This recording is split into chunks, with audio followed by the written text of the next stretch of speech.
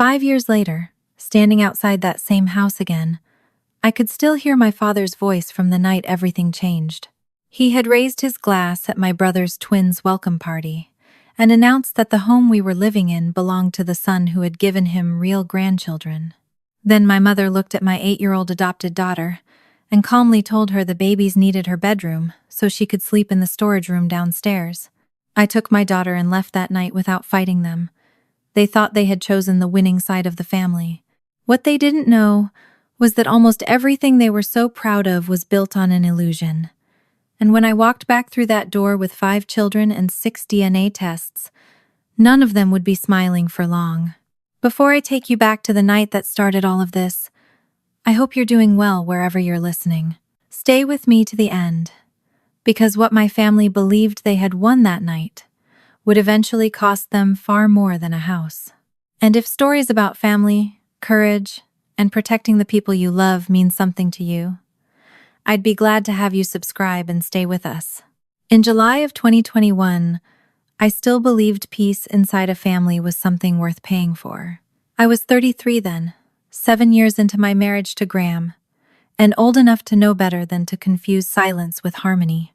But I had been doing exactly that for most of my life. My mother, Margaret, could say something sharp enough to change the temperature of a room without ever raising her voice. My father, Douglas, could make a decision that affected everybody and call it practicality. My younger brother, Adrian, had learned early that the safest place in our family was wherever Dad's approval happened to be pointing. I had learned something different. I learned to smooth things over. That habit followed me into adulthood, like a reflex. At work, coordinating projects for a regional design and logistics firm, it served me well. Delayed shipment, angry vendor, impossible deadline. I could break a crisis into pieces, find the parts that could still move, and keep 10 people from blaming one another long enough to finish the job. At home, that same instinct had become much more dangerous. I kept trying to manage feelings that should never have been mine to manage, especially when it came to Rosie. Rosalie Warren was 8 that summer. Graham and I had adopted her when she was 3, and by then the word adopted had become, in our house, a fact no more defining than the month she was born or the way she hated mushrooms. Graham was her father. I was her mother. She knew the story of how we became a family because we had never wanted love to depend on secrecy. My parents seemed to hear the same story differently. They never said Rosie did not belong in one dramatic declaration. That would have been easier to recognize. Instead, they built the message out of small exclusions. My mother would count family members at dinner and somehow arrive at a number that left Rosie floating outside the total. She remembered Adrian's preferences without asking and treated Rosie's as temporary information. When relatives complimented my daughter, Mom praised how lucky Rosie had been to find us, as though she were a charitable project. Graham and I had completed rather than a child who raided our refrigerator, left wet towels on her bed, and had once cried for 40 minutes because she thought losing a library book meant the police might come. Each incident was small enough for me to explain away. I told myself Mom was old-fashioned. Dad did not know how to talk about adoption, and both of them needed time. I repeated those excuses for years until they sounded almost reasonable. Rosie learned the pattern faster than I did. At the twins' welcome party that July, I saw just how good she had become at pretending not to hear. Mason and Chloe were barely a month old. Adrian and Bianca had married the previous August, and my parents had waited for those babies, as if the family name itself had been holding its breath. Their townhouse in the Rochester suburbs was filled with summer light and relatives that afternoon. The back doors stood open to the patio, carrying in the smell of cut grass and grilled food. Folding chairs had appeared around the dining room. Gifts covered an entire side table in pale paper and oversized bows. Someone had tied little wooden signs with Mason's and Chloe's names to the backs of 2 chairs. Nobody would actually put newborns in. Graham and I had been living in that townhouse with Rosie with my parents' permission. We paid our own expenses but no rent, and there had never been a written lease. It was an arrangement I had once considered generous. By that afternoon, Rosie had lived there long enough to have pencil marks climbing one side of her bedroom doorway, each dated in Graham's careful handwriting. Mom circulated through the party with Chloe tucked into one arm, introducing the babies to relatives, who had already met them twice. I was helping Rosie arrange paper plates when Mom lifted her glass and thanked everyone for coming to celebrate what she called her first 2 grandchildren. The words were not loud. They did not need to be. Rosie's fingers stopped on the stack of plates for less than a second. Then she straightened the top one, even though it was already perfectly aligned. I watched that tiny correction and felt the familiar tightening beneath my ribs. I should have spoken then. Instead, I told myself my mother had meant biological grandchildren. I told myself correcting her in front of everyone would embarrass Rosie more. I told myself there would be a quieter time later. There was always going to be a quieter time later. Dad found Graham near the patio doors not long after that. I was close enough to hear him ask whether we were going to keep trying for a baby now that Rosie was older. He said it casually, almost companionably, as though Rosie were a stage we had passed through on the way to the real objective. Graham's jaw tightened. He had less patience for my parents than I did, mostly because he had not spent 33 years being trained by them. He reminded Dad that we already had a daughter and left it there. He did not argue. He simply came to stand beside Rosie afterward, one hand resting lightly between her shoulder blades. She leaned against him without looking up. I saw that too.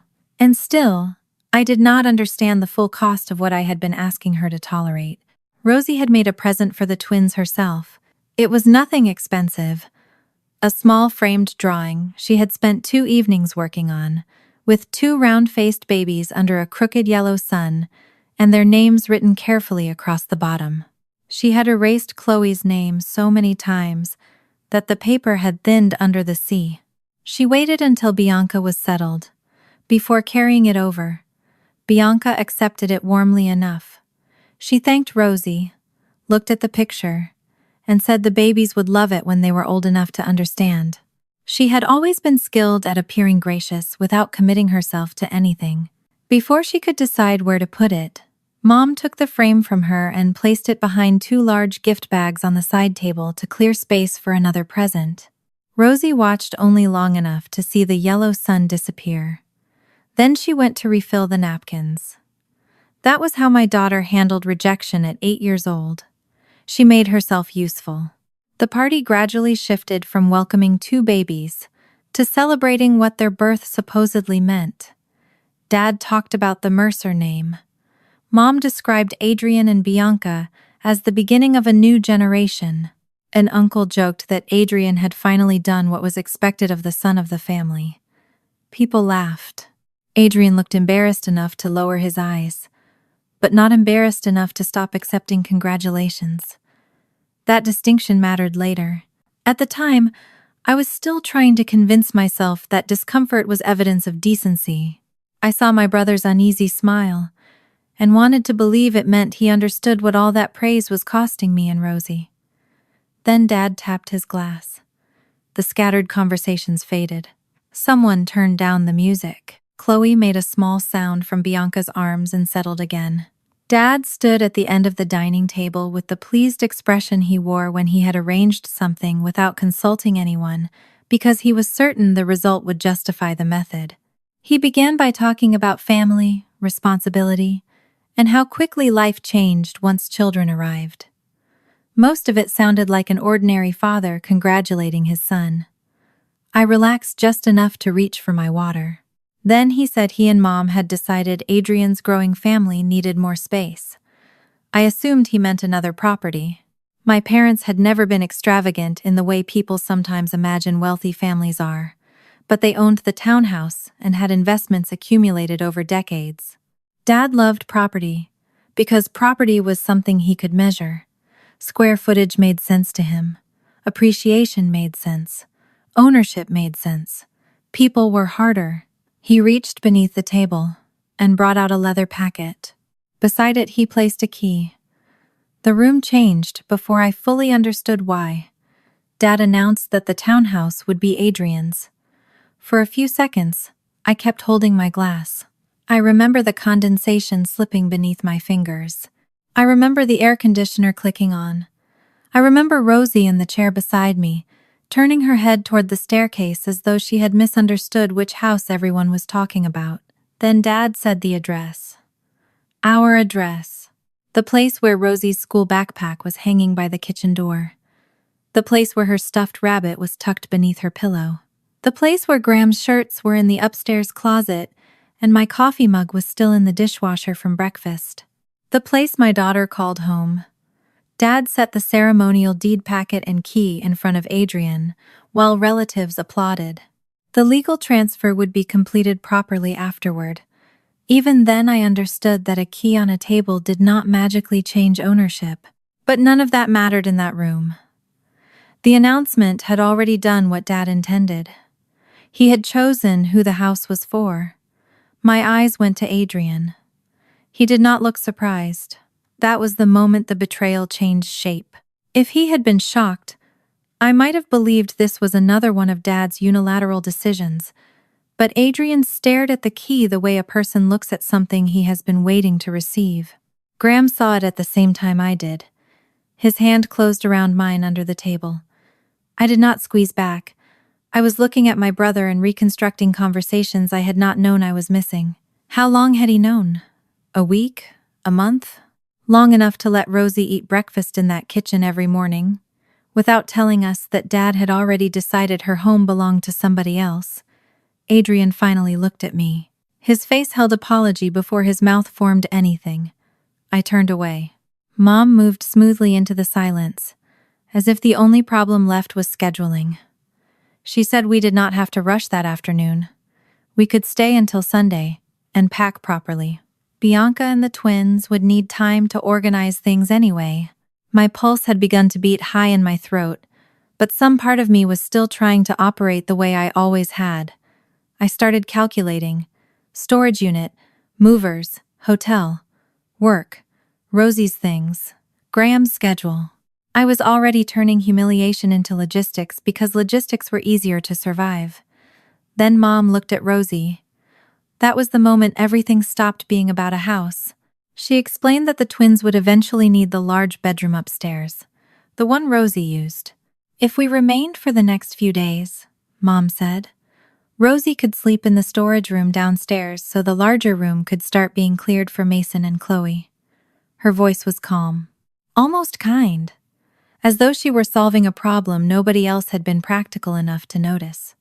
The downstairs room was not a bedroom.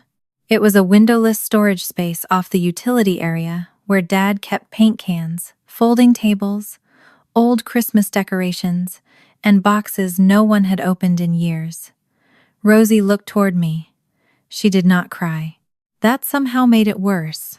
Her eyes moved once toward the stairs, and then she asked very softly, "Do I need to pack my room now?" Something inside me went completely still.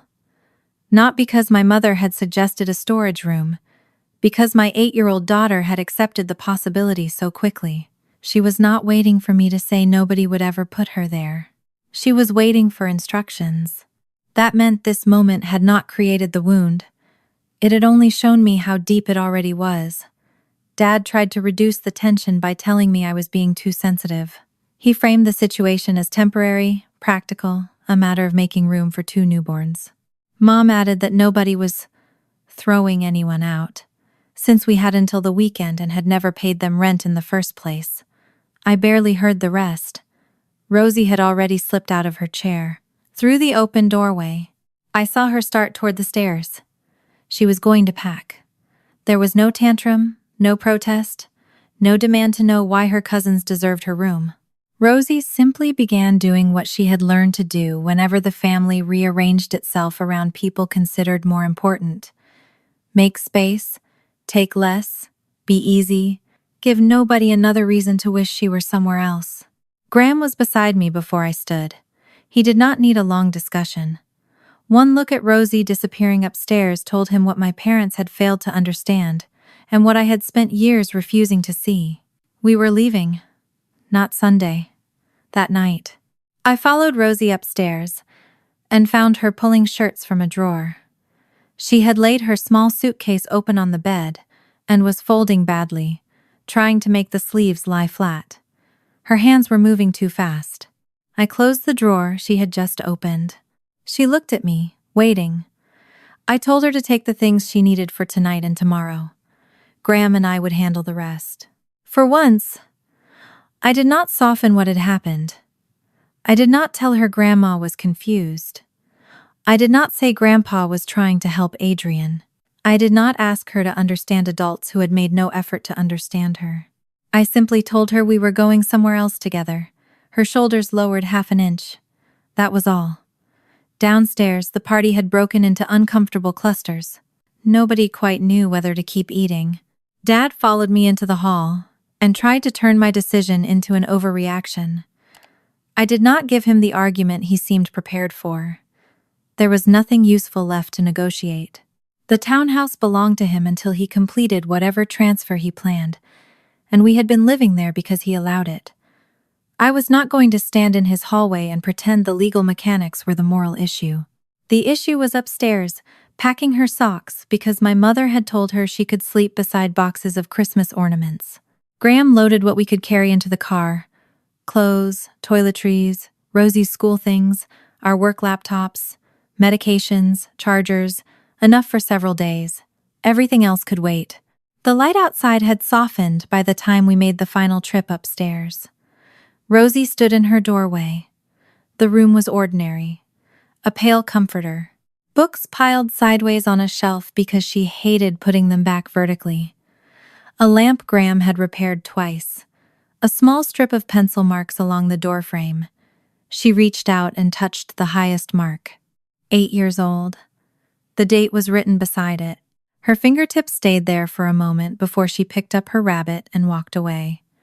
Adrian was standing in the upstairs hall. He had followed us up but kept enough distance that he did not have to choose a side visibly. I could see the conflict on his face. He looked toward Rosie, then toward the stairs where our parents were waiting below. The key Dad had given him was in his hand. For one irrational second, I thought he might offer it back. He did not. He murmured that he had not wanted things to happen like this. I looked at the key instead of his face. That was the first time I understood something about silence that would take my brother years to understand himself. Silence was not the absence of a choice. Sometimes silence was the choice. Bianca stood farther down the hall with one of the twins against her shoulder. She did not smirk. She did not celebrate. She watched the room carefully, her expression composed, the way someone might watch a negotiation in which speaking too soon could cost them something. At the time, all I knew was that she understood where power was sitting, and she had no intention of disturbing it. We left before dark. No police. No lawyer. No dramatic fight in the driveway. Dad did not change the locks behind us, and he did not have to. We drove away voluntarily, because staying one more night would have meant teaching Rosie that shelter was worth the price of humiliation. I watched the townhouse shrink in the side mirror, until a bend in the road hit it. Rosie sat in the back seat with the stuffed rabbit against her chest. She did not ask where we were going until we were several miles away. We had nowhere permanent to go that night, so Graham found a modest motel near the edge of town. The room smelled faintly of detergent and old air conditioning. There were 2 beds, a bolted-down table, 3 plastic cups beside the sink, and a curtain that did not quite meet in the middle. Rosie chose the bed nearest the door. I noticed that only later. We ate takeout from paper cartons because none of us had the energy to find a restaurant. Rosie barely touched hers. She arranged the little sauce packets into a straight line, while Graham worked through calls and reservations on his phone, compressing our immediate future into practical steps. Graham used the rest of the evening to arrange the next few days somewhere longer term to stay, work calls, and a plan for the belongings we had left behind. For that night, the 3 of us were in one room, and I wanted to believe that was enough to make Rosie feel safe. I thought that should have been enough to make Rosie feel safe. Then she asked me the question I had spent years making possible. Her eyes stayed on the sauce packets. If I had the same blood as you, would they make us leave? I could feel every old answer lining up automatically. Grandma did not mean they are from another generation. This is complicated. She loves you in her own. I let every one of them die before it reached my mouth. I moved from the other bed and sat beside Rosie. I told her my parents had been wrong. Not confused, not misunderstood. Wrong.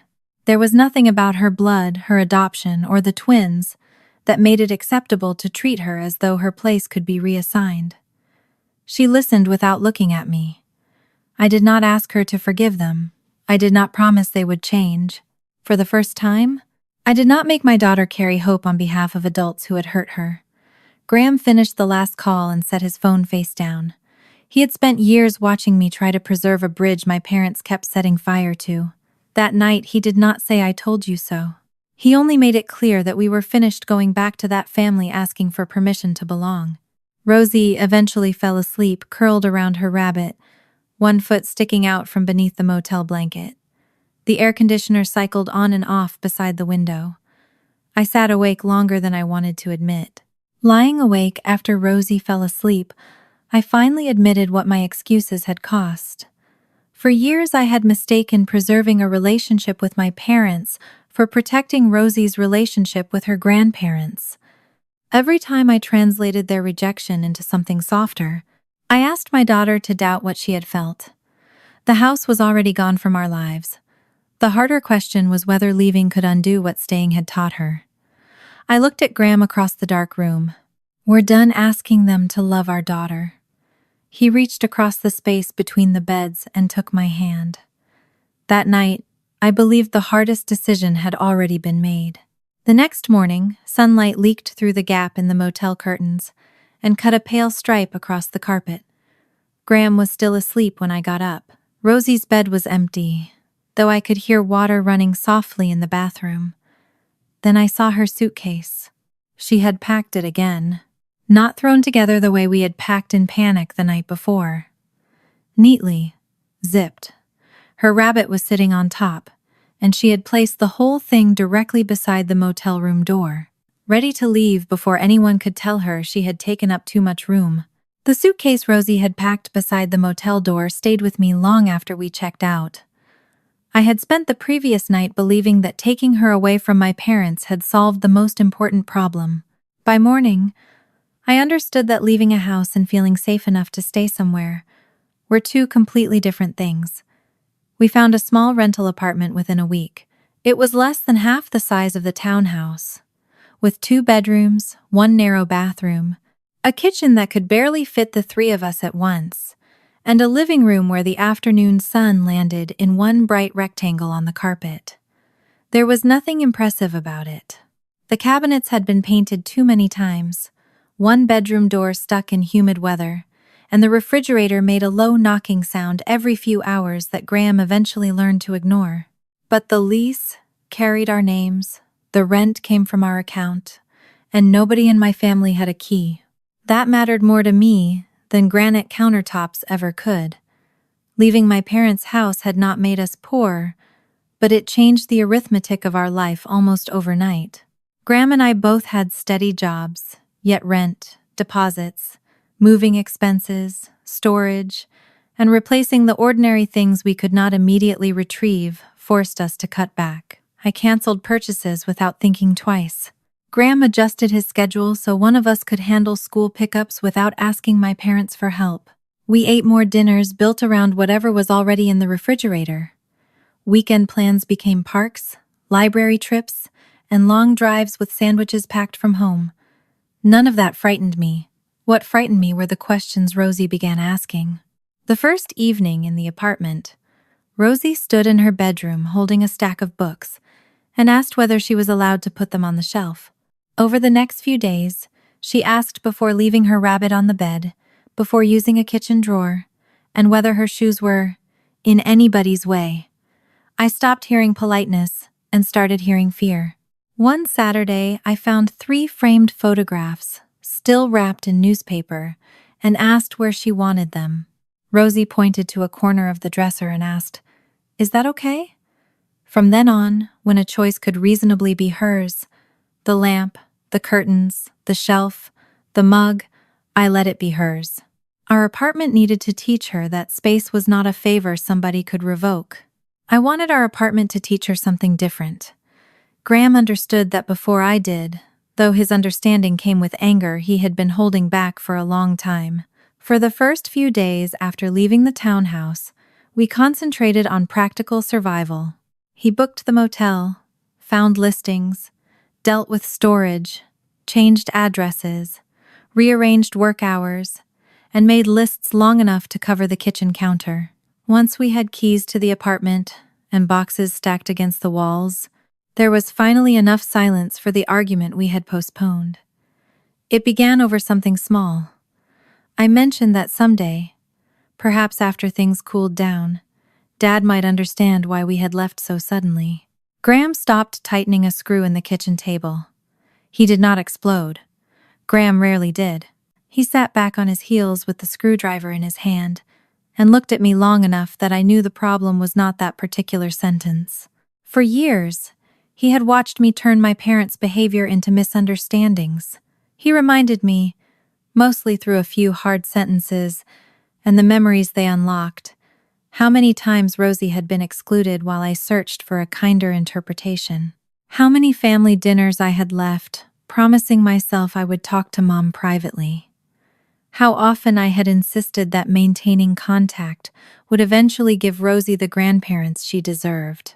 I defended myself at first because admitting what he was saying felt like admitting I had failed at something fundamental.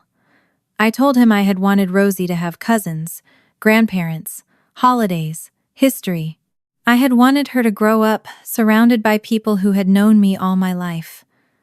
I had believed that if I kept the door open long enough, my parents would eventually walk through it properly. Graham listened until I ran out of explanations. Then he said the one thing I could not reorganize into something easier. You wanted them to approve of our family. I looked toward Rosie's bedroom. The door was closed. The apartment was quiet, except for the hum of the refrigerator. He was right. Not completely, but enough. I had loved Rosie without hesitation. I had never considered her temporary. But somewhere beneath that certainty, I had still wanted my parents to validate the family Graham and I had built. Every time they treated Rosie differently, I had taken the wound personally first. I had focused on proving them wrong instead of asking what repeated exposure to their judgment was doing to an 8-year-old child. That realization did not arrive as a dramatic confession. It came while I sat on the kitchen floor surrounded by table legs and flattened cardboard, staring at a strip of sunlight across cheap vinyl flooring. I had thought I was protecting Rosie's connection to a large family. Sometimes I had actually been protecting my own hope. Graham was not blameless in everything. He had seen the problem earlier, but his instinct was always practical. Cut contact, change the situation, remove the threat. He believed safety would naturally follow once the source of danger was gone. Neither of us yet understood how long a child could carry an old room inside her after she had left it. But that afternoon changed something between us. We stopped treating my parents as a problem we might eventually solve and began concentrating on the family already inside the apartment. Rosie responded by becoming easier. Too easy. Her teacher praised how responsible she was. She finished homework without reminders. She made her bed every morning, packed her own school things, and rarely asked for anything beyond what she needed. If Graham suggested ice cream after dinner, Rosie would first ask whether it cost too much. If I offered to buy a decoration for her room, she usually said the room was fine. People saw maturity. I began seeing calculation. She was measuring the burden of being her. That was harder to fix than unpacking boxes. I started giving her choices without making them feel like favors. When we needed curtains, she chose the ones for her room. When we had enough money left in the monthly budget for one unnecessary purchase, I did not tell her she was lucky to get it. I simply let her pick a small lamp, shaped like a moon, and treated the purchase as ordinary. The first night it glowed beside her bed, she lay under the blanket staring at the soft white circle on the wall. She did not ask if she could keep it there. I counted that as progress. A few weeks later, Rosie changed the arrangement of her room for the first time, without waiting for either of us to suggest it. She decided the moon lamp looked better near the window, and that the small dresser should move to the opposite wall. Graham came in with a tape measure because he was Graham, but Rosie waved him off and dragged the empty bedside table several inches herself before asking for help with anything heavier. What struck me was not the furniture. It was the fact that she had started imagining the room as something she was allowed to shape, rather than something she should preserve in case somebody else wanted it. She taped one of her drawings beside the desk, then another. The tape pulled a tiny chip of old paint away when she repositioned it, and Rosie froze, waiting for a reaction. Graham glanced at the mark, handed her another strip of tape, and told her the landlord would survive. She laughed, and the sound seemed too large for the little room in the best possible way. By bedtime, the space looked less tidy than it had the week before. A book lay open on the floor. 2 pencils had rolled beneath the chair. Her sweatshirt hung crooked over the bedpost. I stood in the doorway and understood that safety was not going to announce itself with one grand moment. It would appear in ordinary evidence. A child leaving traces of herself behind, because she expected to return to the same place tomorrow. In September, about 2 months after leaving the townhouse, Graham and I returned to the fertility question, only because we wanted accurate information for ourselves. Our doctor reviewed the years without a pregnancy and explained that we fit the category of unexplained subfertility. There had never been evidence that conception was impossible. That distinction mattered because my parents had turned uncertainty into the fixed label infertile. When a relative later asked whether I wanted Margaret told there was still a chance of pregnancy, I said no. My fertility was no longer an application for family approval, and whatever happened biologically would not change Rosie's place in our home. The next few months were quieter. Quiet used to frighten me because I associated it with problems being postponed. In the apartment, quiet became something else. It became 3 plates on a table, and nobody ranking who deserved the larger room. It became Graham falling asleep on the couch with a work file open on his chest, while Rosie drew at the coffee table. It became Sunday mornings when we ate pancakes badly shaped enough that Rosie started naming them after countries. We built rituals because rituals tell a child what will happen again. One evening a week belonged to Rosie. Not because she was adopted, not because she had suffered, simply because she was our daughter, and family routines should make room for each person inside them. Sometimes we walked near the lake. Sometimes we bought one order of fries and sat in the car watching rain crawl down the windshield. Sometimes she chose a movie and fell asleep before the ending. The activity mattered less than the repetition. Next week existed, and she was expected to be there for it. By October, she had stopped asking whether her shoes were in the way. She left crayons on the dining table occasionally. Once, she abandoned a sweatshirt across the back of the couch for almost an entire day. I nearly cried over that sweatshirt. Instead, I left it exactly where it was. The first time Rosie referred to the apartment as our place, she was explaining something about a school project and said a classmate could come work at our place if I allowed it. She kept talking, unaware that 2 ordinary words had just changed the whole room for me. Our place. Not the apartment. Not where we were staying. Ours. Graham kept his job steady through those months, and I rearranged mine. I had always been good at managing impossible schedules for other people, so I finally used that skill on my own life. I shifted hours where I could, protected school pickup days, and stopped treating my parents as emergency infrastructure we might need again someday. We were not isolated. We were simply learning that independence felt different from exile. That autumn, my body began doing small things I did not trust. I blamed the first wave of fatigue on work, the second on moving stress that surely had not completely left me. When food smelled strange one morning, I opened a window and kept going. Then I looked at the calendar. I had spent too many years noticing dates like that. For a while, every late period had been followed by hope disciplined into silence, then disappointment.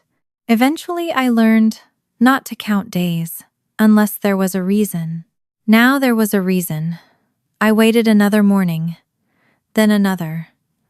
I bought a pregnancy test on my way home from work and kept it hidden in the bottom of my bag until Rosie was asleep. Standing in our tiny bathroom, I suddenly felt like the woman I had been years earlier, the one who had stared at blank tests under harsh lights and tried not to attach a future to a piece of plastic. I set the test on the edge of the sink and turned away. When I looked again, there were 2 lines. For several seconds, I did nothing. No triumphant thought about my mother entered my mind. I did not imagine carrying a baby into a family dinner or proving my father wrong. I did not even think about the townhouse. I thought about Graham, then I thought about Rosie.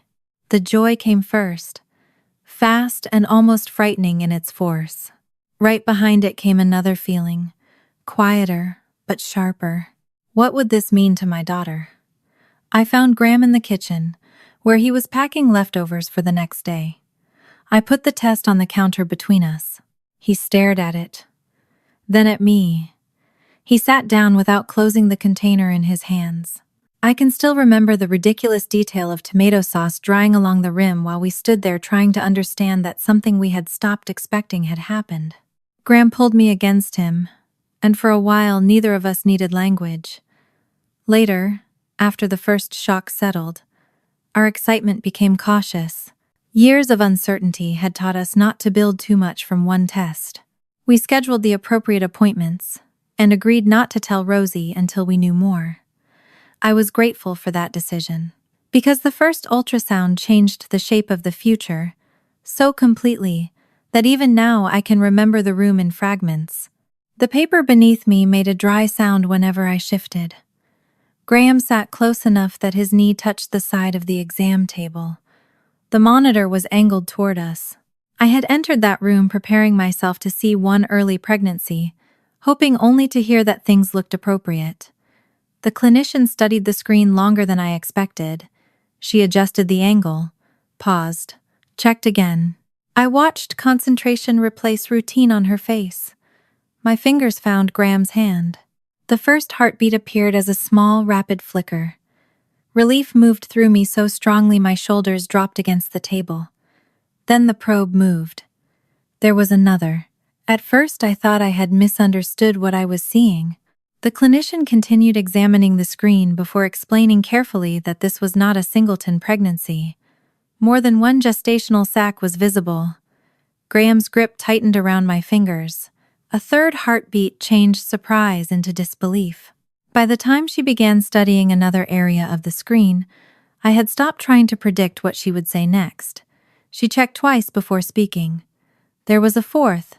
4. The number did not fit inside anything Graham and I had imagined.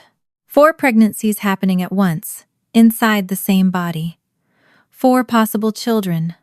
4 heartbeats, where we had arrived praying for one. The clinician explained that a spontaneous higher-order multiple pregnancy was exceptionally rare and high risk, with close maternal fetal monitoring and a strong likelihood of premature delivery. I understood the medical reality without turning it into a miracle story. No doctor had ever declared me permanently infertile. We had lived with unexplained subfertility, and now something extraordinarily unlikely had happened. When we stepped outside afterward, the autumn air felt cooler than it had that morning. Graham carried the ultrasound images, because my hands would not stop trembling. He kept looking down at them as we crossed the parking lot, as if checking that the number had not changed between the medical building and the car.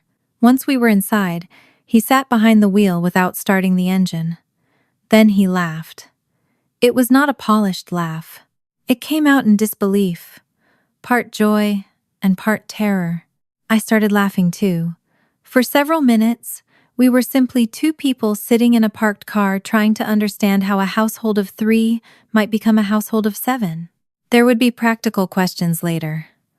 Bedrooms, work, money, medical appointments, how much help we would need, what the pregnancy could demand from my body, how to prepare Rosie, especially Rosie. On the drive home, Graham reached across the console and held my hand. I watched Rochester slide past the passenger window, ordinary streets continuing beneath a sky that looked exactly the same as it had before we heard 4 heartbeats. Then a sentence returned to me. I had heard my mother say versions of it more than once during Rosie's childhood, usually disguised as reassurance about my future. Someday your mother may have children of her own. I had hated the sentence without ever stopping it forcefully enough. Now, someday had arrived, and it had arrived 4 times at once. By the time Graham and I reached our apartment after hearing 4 heartbeats, the ultrasound images had already begun to curl slightly at the corners from the way he kept taking them out of the envelope. Every few minutes, he looked at them again, as if 4 small shapes might somehow rearrange themselves into one if he stopped paying attention. I understood the impulse. For years, pregnancy had been something we approached carefully enough that even hope felt dangerous. Now we had been handed more hope than either of us knew how to hold, along with enough medical warnings to keep that hope from ever becoming simple. Rosie was at the kitchen table when we came in, drawing with the lamp shaped like a moon glowing beside her even though it was still afternoon. She looked up immediately. Children notice the things adults think they hide. Graham was carrying an envelope too carefully. I had one hand pressed against the front of my coat without realizing it. Rosie watched us both for a few seconds, then went back to coloring, giving us the strange courtesy she had developed since we left my parents' house. If something looked important, she waited until she was invited into it. We had agreed in the car that we would tell her together. What neither of us had agreed on was how. I had imagined this conversation dozens of times over the years, but always with one baby in the picture. I had pictured excitement, questions, maybe some jealousy that any 8-year-old might reasonably feel.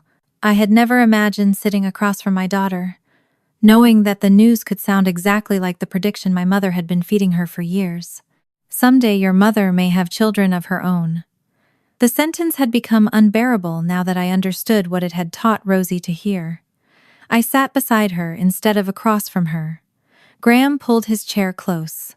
I explained that the appointment had gone well, and that something very unexpected had happened. I did not call the baby's hours as though Rosie were outside the word. I did not say we were finally having children. I told her that our family might be getting much bigger. When I showed her the ultrasound picture, she squinted at it for a long time. At first, she could not tell what she was seeing. Then I pointed out the areas the clinician had shown us, and explained, as simply as I could, that there were 4 babies growing inside me. Rosie's mouth opened. For a moment, the old caution disappeared completely. 4? It came out almost as a laugh.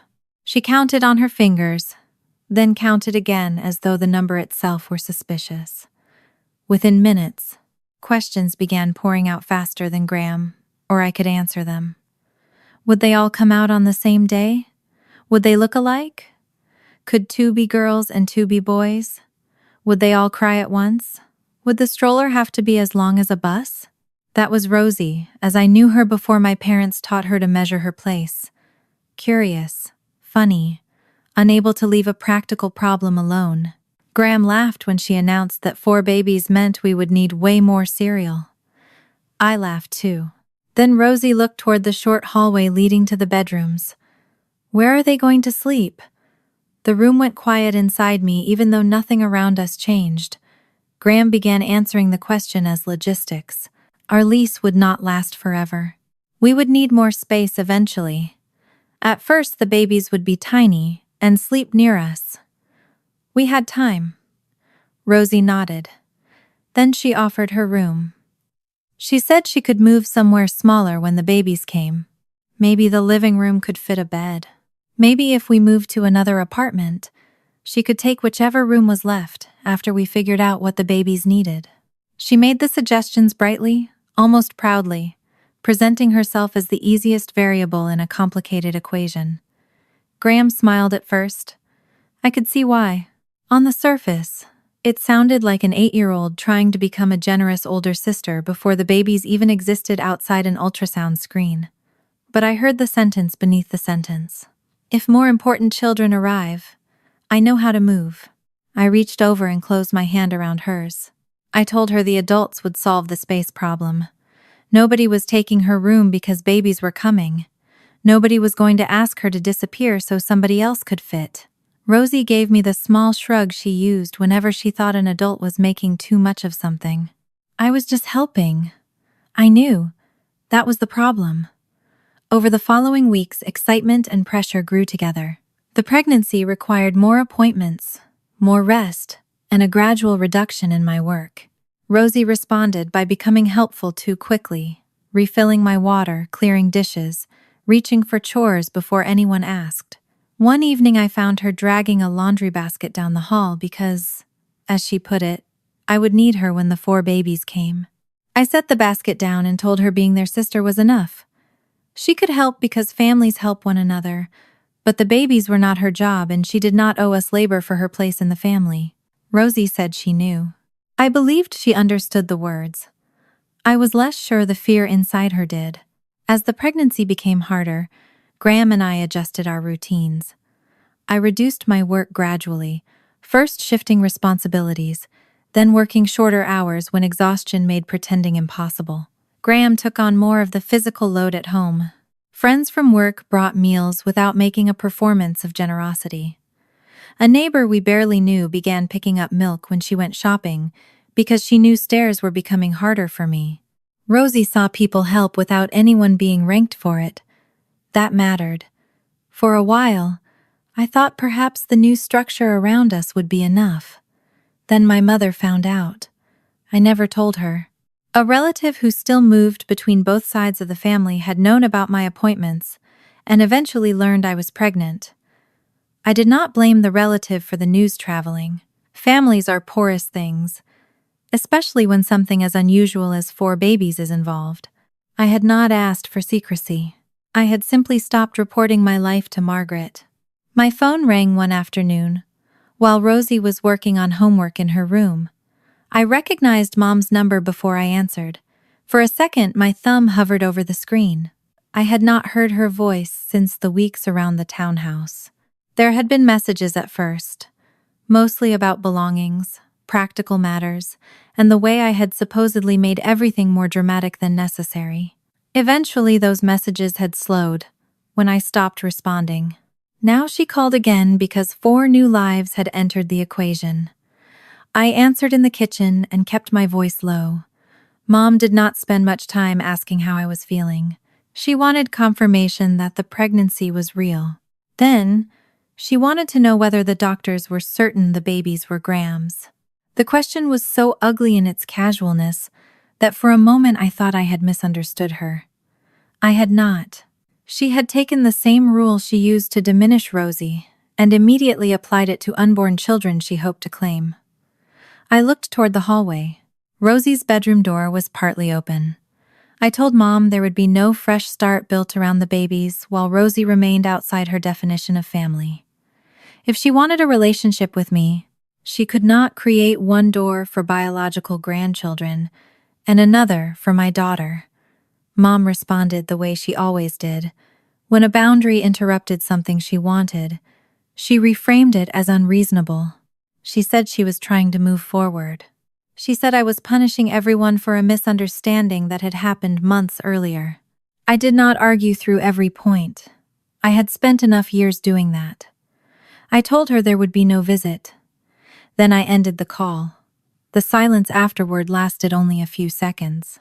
When I turned, Rosie was standing in the hallway. She had not heard everything. I could tell by her face that she had heard enough. I wanted to explain before she could build the worst version in her head, but she moved past me to get water, as if nothing unusual had happened. When I asked if she was okay, she said she was fine. That phrase again. Fine. For the next few days, she did not mention my mother. Something else changed instead.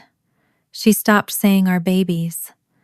Before the call from Margaret, Rosie had called them our babies. Afterward, the pronoun changed. Your babies slipped into questions about appointments and movement, and by the 5th time I stopped treating it as accidental. She still wanted to feel them kick and still laughed when my stomach shifted, but she had placed a small verbal distance between herself and them. I watched rather than turning every change in language into an emergency. One evening, she sat beside me while I sorted tiny clothes donated by a coworker. We had begun using temporary nicknames because choosing 4 permanent names at once had become an absurd source of pressure. Rosie helped sort the smallest sleepers by size, holding each one against herself and declaring them impossible for a human being to fit inside. I handed her a pale yellow one. "Think this belongs to one of my babies?" I asked lightly. She corrected me automatically. "Your babies." I folded the sleeper once. Then I asked her to put her hand on my stomach. She did, suspicious that I was changing the subject. For several seconds, nothing happened. Then one of the babies kicked directly beneath her palm. Rosie's eyes widened. Another movement followed. She pressed her hand more firmly against me, waiting. The smile came before she could stop it. "That one likes me." The sentence was simple enough that I almost missed what mattered. Not yours, not mine. That one likes me. I covered her hand with mine. After that kick beneath her palm, Rosie began finding small ways to approach the pregnancy that did not look like work. Some evenings she sat beside me and read part of whatever school book she was already carrying, claiming the babies needed to learn her voice before they arrived. She made up ridiculous temporary names for them, then changed the names the next day because none of the babies had officially approved. When one of our neighbors joked that 4 infants would turn Rosie into a second little mother, I corrected the phrase before Rosie could absorb it. She was going to be their sister. That was a relationship, not a job description. Rosie rolled her eyes at me for making a point of it. But later that same evening, she abandoned a basket of clean baby clothes halfway through sorting it because she wanted to finish a drawing in her room. I let the basket sit. Graham stepped over it twice. By the time I folded the clothes myself, I was smiling. The change was small, and it was not permanent. Some days Rosie still moved toward every need before anyone asked. Other days she remembered that she was allowed to remain 8 years old while the adults prepared for 4 newborns. Those uneven days taught me more than any reassurance could have. Belonging was not something I could explain into her. It had to become predictable enough that she stopped checking for the exit. For that moment, I did not ask for more. As the pregnancy advanced, my world became physically smaller. I rested more, moved more slowly, and learned that with 4 babies, every additional week mattered. Graham absorbed the practical details, and I kept reminding Rosie that the pregnancy did not require her childhood to shrink with mine. We accepted help from friends and neighbors, a meal, a ride, an afternoon out for Rosie, without letting gratitude become debt. By early spring, the doctor's warnings about prematurity were no longer abstract, and in April my body reached its limit. The birth blurred into bright lights, cold air, Graham's hand near my shoulder, and 4 names arriving one after another. Grant, Silas, Evie, and May. Grant came first. Then Silas, Evie, May, 4 names attached, one after another, to 4 tiny people who had existed for months as heartbeats, measurements, nicknames, and fear. They were premature, exactly as we had been warned they likely would be. None of us went home together immediately. The babies needed neonatal care appropriate for how early and how small they were, and my recovery kept me in the hospital while Graham learned to move between rooms carrying updates like precious objects. I refused to turn those days into a story about catastrophe because that was not what they were. They were hard. They were frightening in ways I had been prepared for, but could not fully understand until I saw how small my children were. There were monitors, feeding plans, questions, weight checks, and waiting. There were also nurses who taught us how to touch, without overwhelming them, doctors who explained progress, without promising what they could not promise, and 4 babies who began doing what newborns are supposed to do in increments, small enough to make us celebrate grams. Rosie did not meet them immediately. We waited until it was appropriate and safe. When she finally came, she had dressed herself more carefully than she did for school. Her hair was pulled back unevenly because she had insisted on doing it alone. She washed her hands with a seriousness that made her look older than 8. I watched her enter the space where the babies were receiving care and slow down. The sight of them erased every prepared sentence from her face. Grant moved first, a small twitch beneath the blanket. Rosie stood close, but did not touch until she was told she could. Silas opened his hand. She slipped one finger toward him. His fingers curled around it. I saw her mouth tighten. For a second, I thought she might cry. Instead, she whispered, "I'm their big sister, not your babies. Their big sister." The words landed differently than any reassurance I could have given her. I turned my face away for a moment because I did not want to make her self-conscious by turning something natural into a ceremony. From that day on, the language slowly changed again, not perfectly. Fear does not disappear because a newborn holds your finger. But Rosie began asking about her brothers and sisters. She wanted updates on who had gained weight and who had kept the nurses busiest. She memorized their names faster than some of our friends did. When Graham mixed up 2 bags of tiny clothing, Rosie corrected him with the authority of someone who had already decided she outranked him in sibling management. For the first time in months, I allowed myself to believe we had crossed the hardest part. That was my mistake. Not because something terrible happened medically. The babies continued progressing. My own recovery continued. We were exhausted and grateful in equal measure, counting forward toward the day our family would eventually be under one roof. The next wound arrived wrapped in flowers. A few days after Rosie's first meaningful visit with the babies, a delivery came to our apartment. The arrangement was large enough to block part of the kitchen window. White lilies, pale roses, expensive greenery, the kind of flowers my mother liked because they looked formal without being loud. I knew who had sent them before I saw the card. Rosie got there first. She pulled the small envelope free while I was washing my hands at the sink. By the time I turned around, she had already read it. Her expression had changed so quietly that someone who did not know her might have missed it. She placed the card face down on the counter. I dried my hands and picked it up. There was only one sentence. "Congratulations on finally giving this family 4 grandchildren." The word "finally" did most of the damage. I looked at Rosie. She was staring at the flowers, not at me. For months I had worried that 4 biological children might make her question whether she belonged beside them. My mother had just answered that question for her. Rosie touched the edge of the upside-down card with one finger. Then she asked very softly, "So what was I before?" The flowers were gone within a week, but my mother's sentence stayed. I threw the card away the same evening. Rosie asked what she had been before the babies were born. I wanted the act to feel decisive. Paper into trash. Lid closed. Message rejected. But children do not forget language, because adults dispose of the object carrying it. By the time Grant, Silas, Evie, and May were finally home with us, our apartment no longer resembled the quiet place we had built after leaving my parents. Bottles lined the counter. Burp cloths appeared in rooms where nobody remembered putting them. Laundry multiplied faster than either Graham or I could wash it. There was always one baby asleep, one waking, one needing something, and a 4th apparently offended that attention had been directed elsewhere. Grant announced every discomfort as if filing a formal complaint. Evie seemed determined to answer him.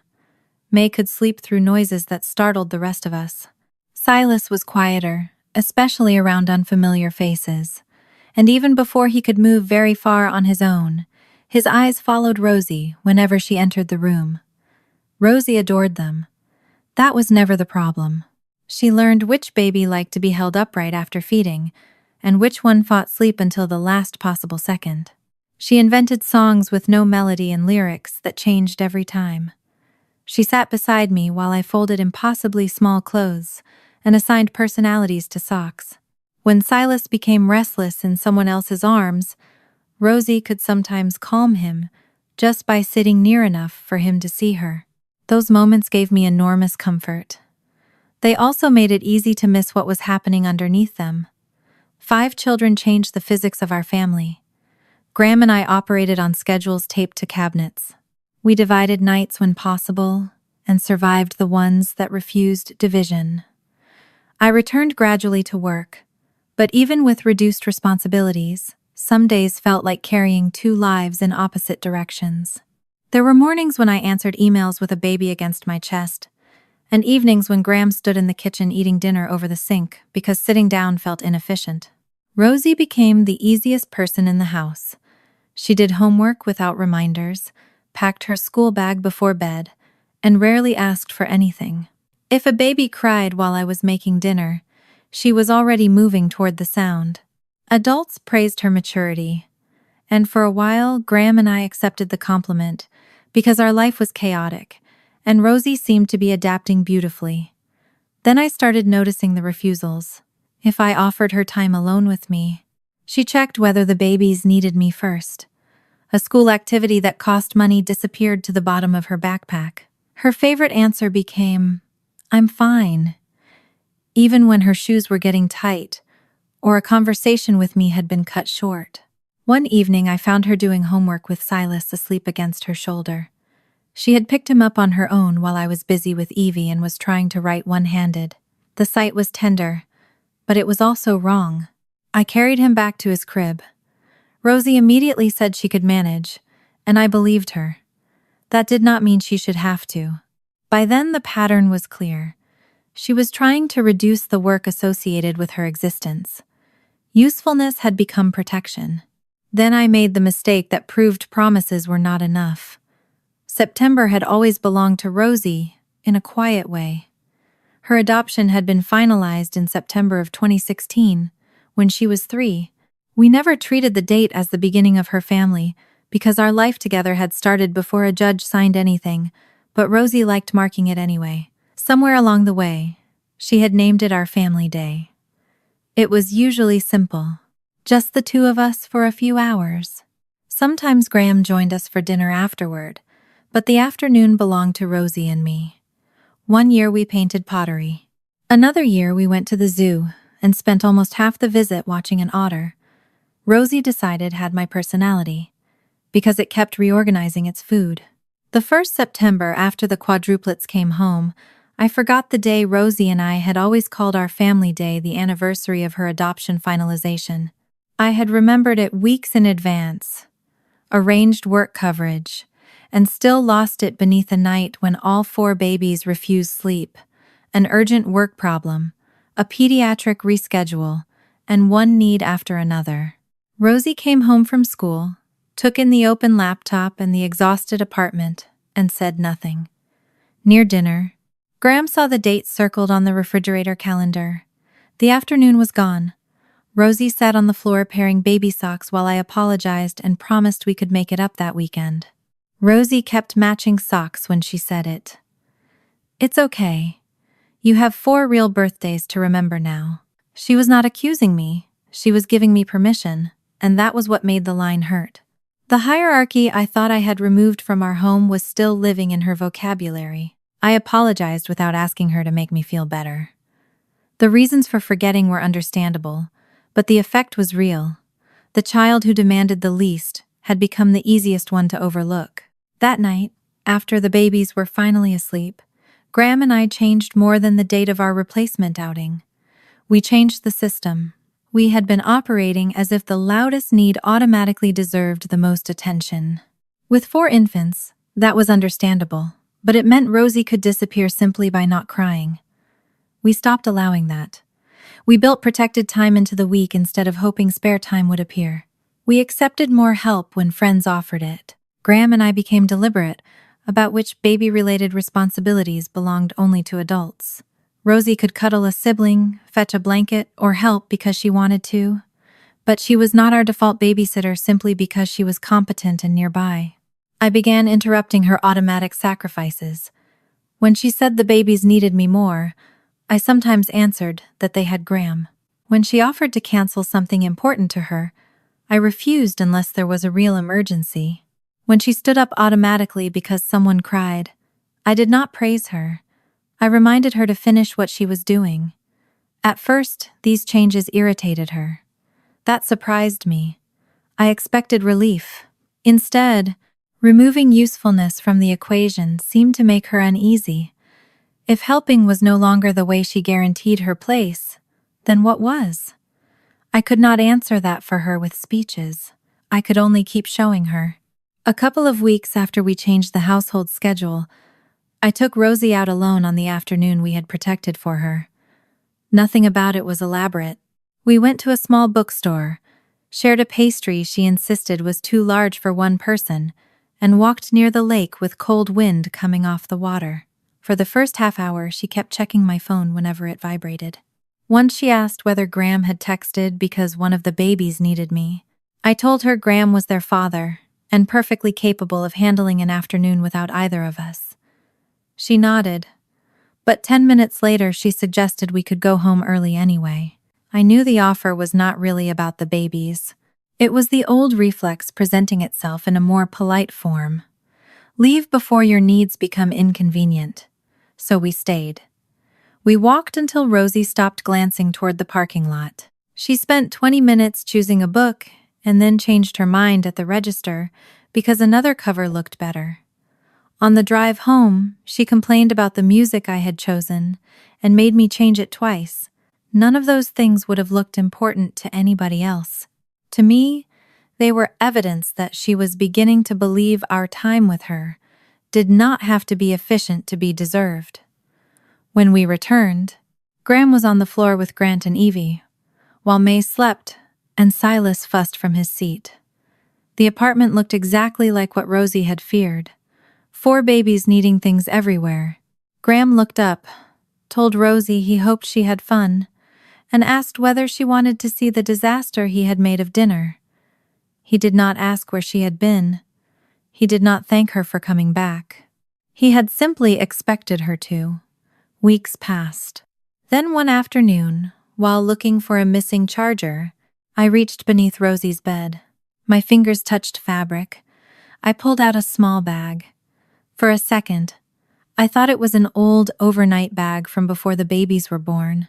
Then I noticed the zipper was fully closed, and the handles had been tucked neatly inward. I opened it. There was a change of clothes, socks, a toothbrush, a paperback book, her stuffed rabbit's older ribbon, folded into one side pocket, and one photograph. It was the same photograph she had once kept on her dresser in our first apartment after leaving my parents. Rosie and me, sitting together outdoors, both squinting into sunlight. There was no school trip coming, no sleepover, no reason for the bag to be packed. I sat on the floor beside her bed with it resting across my knees. Rosie found me there. She stopped in the doorway. Her eyes went straight to the bag. Not surprised, caught. I asked what it was for. She stared at the floorboards for long enough that I could hear one of the babies babbling somewhere down the hall. Then she said it, just in case the babies ever need more room. 7 words. That was all. No speech could have hurt more. The motel came back immediately. The suitcase beside the door. Rosie, 8 years old, ready to leave before anyone could tell her she had become inconvenient. We had moved twice since then. She had a bedroom. She had 4 siblings who reached for her. She had parents who told her she belonged. And somewhere inside her, she was still living beside that storage room. I set the bag down. This time, I did not tell her the fear was silly. I did not promise nothing bad would ever happen. I did not tell her she should know better by now. I told her I finally understood something I should have understood years earlier. I had allowed adults to teach her that staying depended on being easy to keep. That was my failure, not hers. Rosie sat beside me. Her knees drew up beneath her shirt. For several minutes, neither of us touched the bag. I told her our home did not have a ranking system. There was no first place for biological children, and no second place for adopted ones. There was no amount of crying from 4 babies that could cancel the fact that she was my daughter. But words were only part of what she needed. So the bag did not become a dramatic object we kept discussing. I emptied it with her. The clothes went back into drawers. The toothbrush returned to the bathroom. The photograph went on her dresser. The bag itself went into the closet with the other luggage, where bags belonged when nobody was preparing to leave. Before I left her room, Rosie asked whether the bag had to be thrown away. I told her no. A suitcase was not dangerous. The reason she had needed it was, she carried it to the closet herself and pushed it onto the top shelf beside winter blankets and an old duffel Graham used for work trips. For a while after that, I noticed her glance upward when she opened the closet. Then, gradually, she stopped. Months later, I asked where the small bag was because we needed luggage for an ordinary weekend away. Rosie frowned, opened 2 closets, and finally remembered it was still on the top shelf. The fact that she had forgotten where her emergency bag was felt more important than any promise I could have made the day I found it. Fear had once required her to know exactly how quickly she could leave. Now the bag had become luggage again. Graham understood the meaning of it when I told him later. He did not confront Rosie or try to force a reassurance she had not asked for. Instead, over the next few weeks, he changed small things around the apartment. We had always used a family organizer near the kitchen for schedules and appointments. He replaced it with a larger one that had 6 names across it, then added his own beneath ours as a joke because Rosie pointed out he had forgotten himself. Caroline, Graham, Rosie, Grant, Silas, Evie, May. Nobody had a smaller line. Nobody's name had been added as an afterthought, Rosie noticed. She did not say anything the first day. The next morning, she wrote her school project under her own column in purple marker without asking permission. Healing looked like that more often than I expected. Not tears, not speeches. A marker uncapped without asking. A jacket abandoned across a chair. A door closed because she wanted privacy. A child becoming slightly less convenient. As the babies became toddlers, Rosie started saying no. The first time she refused to watch them. While Graham carried groceries in, she looked at me as if expecting disappointment. She had homework. I told her to do it. A few months later, she reminded me that I had promised her an afternoon alone and refused my suggestion that we postpone because May had been fussy. Graham stayed home with May. Rosie and I went out. By 11, she had developed enough humor about her place in the sibling hierarchy to call herself the original addition when Grant tried to insist he was the oldest because he had been born first among the 4. The younger children treated her claim as unquestionable. Silas remained the most attached to her. Around unfamiliar people, he often drifted toward Rosie without thinking, wrapping 2 fingers around her sleeve or positioning himself beside her knee. Rosie sometimes teased him about it, but she never pushed him away. Watching them together gradually changed the meaning of being a big sister. She was no longer performing usefulness to stay. She was building relationships because she wanted them. The years did not pass in a clean montage. They accumulated through ordinary evidence. School pictures changed. Baby gates came down. Cribs became beds. 4 different personalities became impossible to mistake for one another. Grant asked questions with no sense of timing. Evie filled silences nobody had requested filled. May watched before deciding whether any situation deserved her participation. Silas remained cautious with strangers and completely certain about Rosie. Our finances remained ordinary. Our house was busy rather than impressive. Graham and I worked, planned, paid bills, argued about schedules, recovered, failed at routines, rebuilt them, and kept going. My parents remained outside that life. Occasionally a message reached me through someone else. I did not build a ritual around refusing them. I simply maintained the boundary. I had stopped needing Margaret to approve of my family, and the absence of that need created more peace than any forced reconciliation ever had. Rosie grew taller. The face that had watched a yellow drawing disappear behind gift bags at 8 became sharper and more expressive by 13. She still carried traces of caution, but they no longer controlled every decision. The packed bag never returned beneath her bed. I checked once, months after finding it. Then I stopped checking. That mattered too. By the summer of 2026, the quadruplets were almost 4. One evening, Rosie sat on the living room floor reading a picture book while all 4 clustered around her in different states of attention. Grant interrupted every page.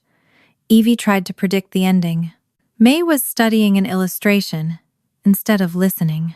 Silas leaned against Rosie's side with his thumb hooked into the hem of her shirt. I was in the kitchen when my phone rang. The number was familiar. I had not seen it on my screen in years. Adrian. For a moment, I simply watched it ring. The last clear image I had of my brother was a hallway in the townhouse, a key in his hand, apology on his face, and no courage behind it. He had not called when the quadruplets were born. He had not called when Rosie turned 9, 10, 11, 12, or 13. Now, after almost 5 years, his name was glowing in my palm. I answered because some silences eventually become questions of their own. Adrian did not begin with an apology.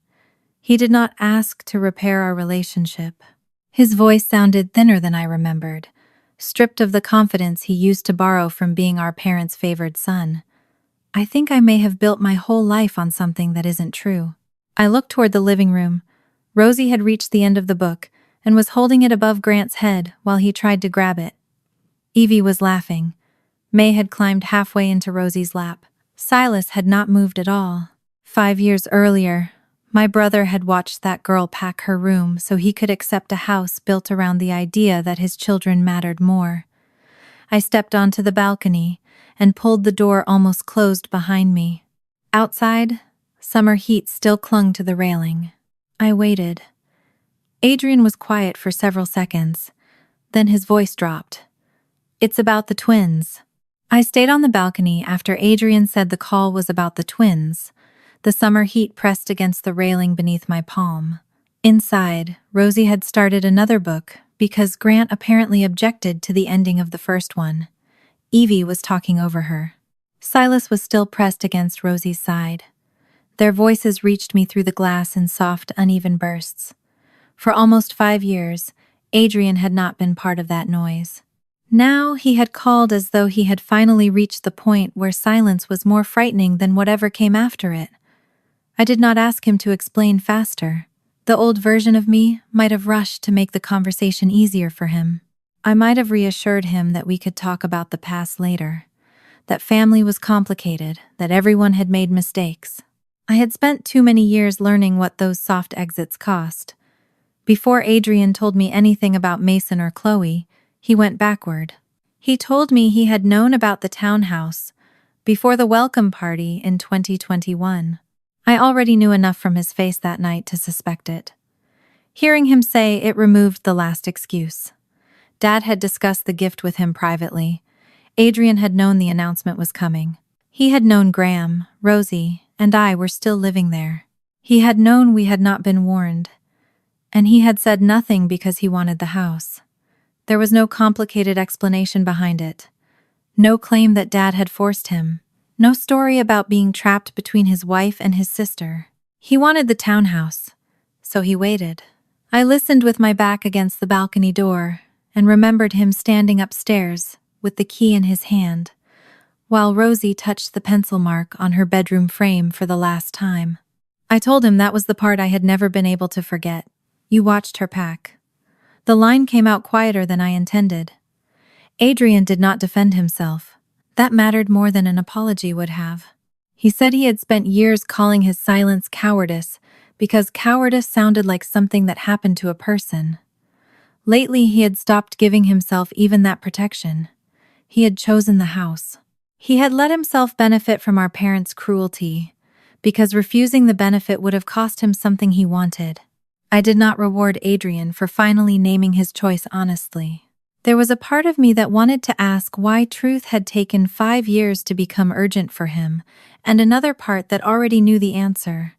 Consequences become easier to recognize when they finally reach your own door. I told him that admitting he wanted the house did not undo the image of Rosie packing while he stood in the hall with Dad's key. Adrian said he knew.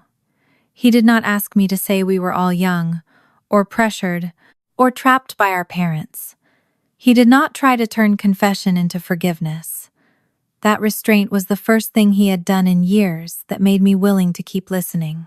I was not ready to be his sister in the old sense of the word, but I could be a witness to what he was finally willing to say aloud. The distinction mattered. Repair, if it ever came, would have to be built from choices repeated over time, not from one frightened phone call made after his own life began to crack. I looked through the glass again. Rosie had Evie on one side, and May on the other now. Grant was lying on his stomach with his feet kicking behind him. Silas had apparently decided a page needed inspection from 3 inches away.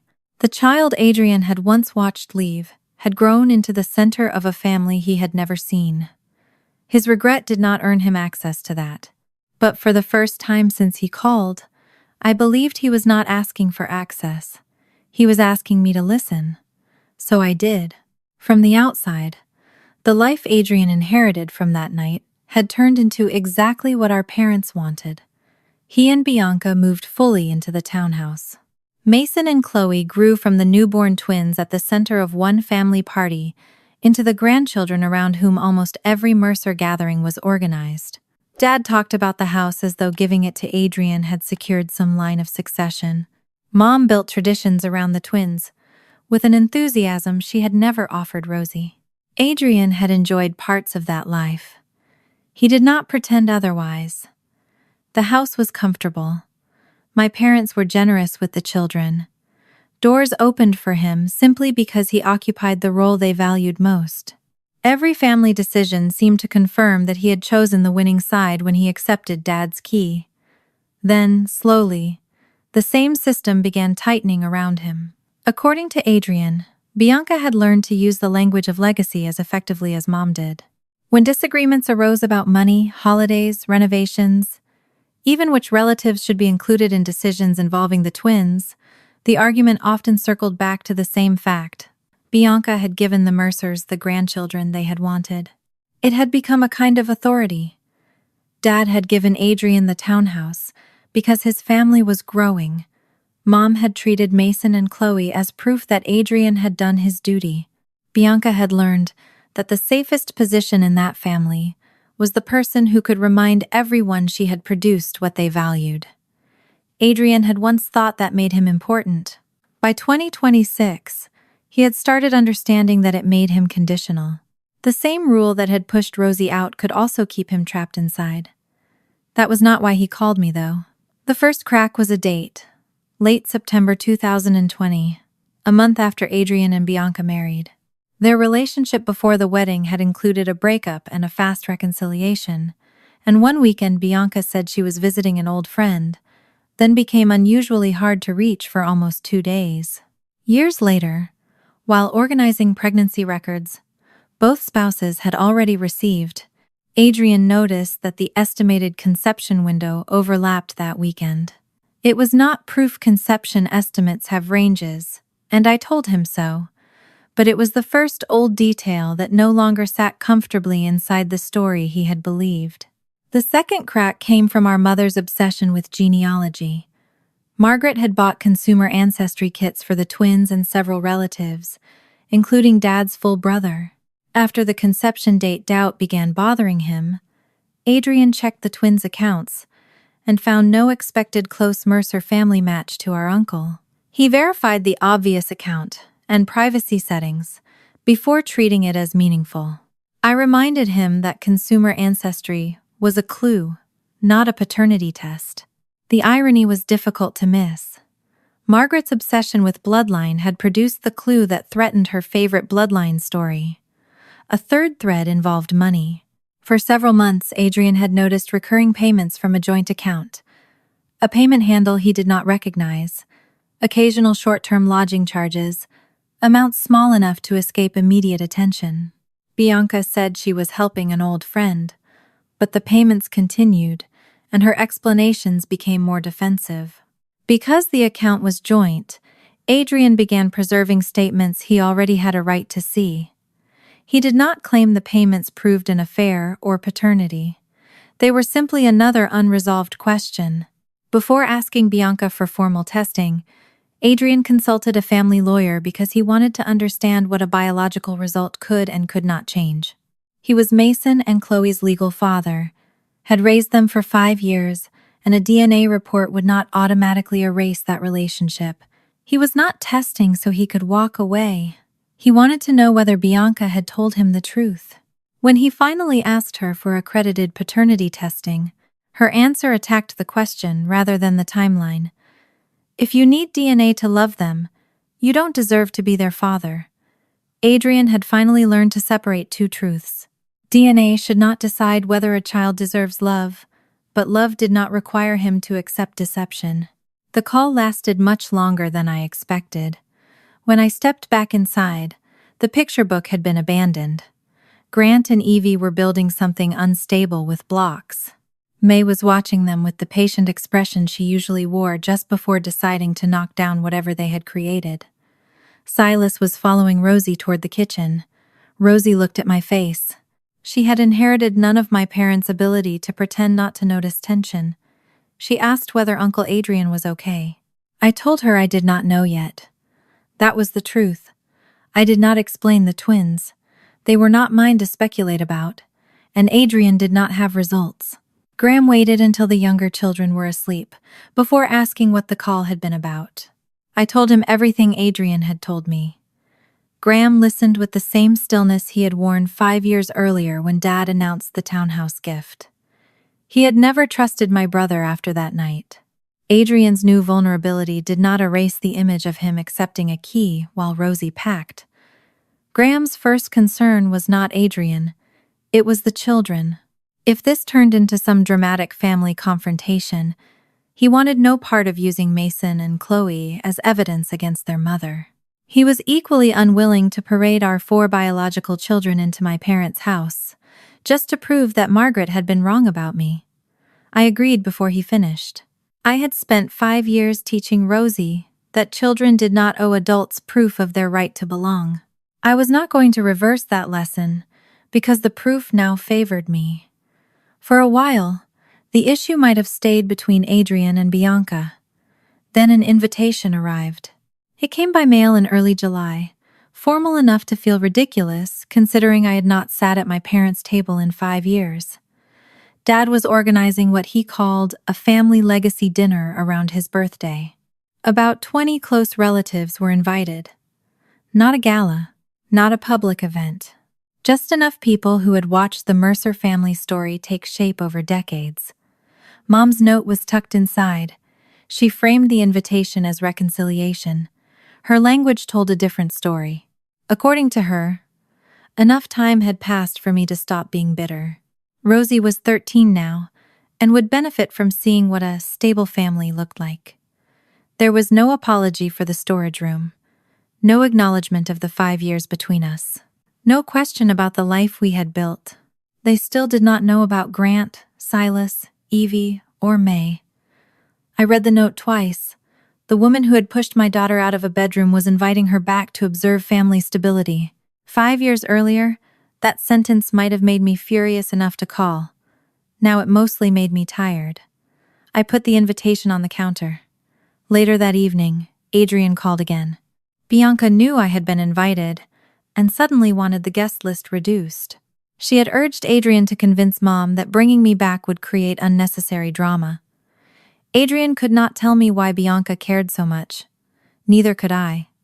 I refused to turn her behavior into proof. Fear could mean many things. The tests had not even been completed yet. Rosie's reaction to the invitation was simpler. She did not want to go. The answer came quickly enough that I told her she did not have to. There would be no lesson hidden inside attendance. No obligation to confront the house. No idea that healing required returning to the place where she had been hurt. I thought the matter was settled. A few nights later, Rosie brought it up again herself. She had been helping Silas find a missing toy under the couch. When she stood, she asked whether her old room would look the same. I told her I had no idea. She went quiet for a while. Then she said she hated the fact that she could still picture the upstairs hallway more clearly than some rooms in our current home. She did not want to visit Grandma. She did not want to prove anything to Grandpa. She wanted to know she could walk into that house and leave because she chose to. That was different. Graham and I gave her time. We made sure she understood she could change her mind at the front door if necessary. Meanwhile, Adrian moved forward with the testing. After legal consultation, he arranged accredited chain of custody paternity tests for Mason and Chloe. He did it under his own name as their legal father. He was not secretly stealing hair or sending samples to some anonymous website. He was not filing to erase himself from their lives. He wanted two factual answers. Nothing more had been decided. That left our side. Graham hated the idea almost immediately. My parents had already questioned whether the quadruplets were biologically his when Mom first learned about the pregnancy. If we walked into the legacy dinner with 4 children they had never seen, we both knew what question would eventually come. But knowing they would ask did not mean we owed them proof. For 2 days, I agreed with Graham completely. Then I thought about Rosie. Not because she needed our DNA tested. She did not. There would never be a report for her. That was the point. My parents had spent years acting as if biological verification were the price of full membership. I wanted that rule exposed once, completely, without leaving them room to transfer their suspicion onto my younger children. So Graham and I agreed on a boundary. We would obtain 4 separate paternity reports, confirming him as the biological father of Grant, Silas, Evie, and May. Not because our children needed certification. Because if my parents demanded proof before offering respect, I wanted them to see exactly what that demand looked like when placed on a table. Once. Only once. I told Graham what I meant. One time. Then nobody gets to ask my children to earn a place again. He agreed because the sentence included Rosie too. Especially Rosie. If Adrian's testing was completed in time, there would be 6 reports. 4 from our household and 2 from his. The lab issued a separate child-specific report for each of the quadruplets, which mattered because my parents were likely to question each child once they saw them. None of us knew what Adrian's 2 reports would say.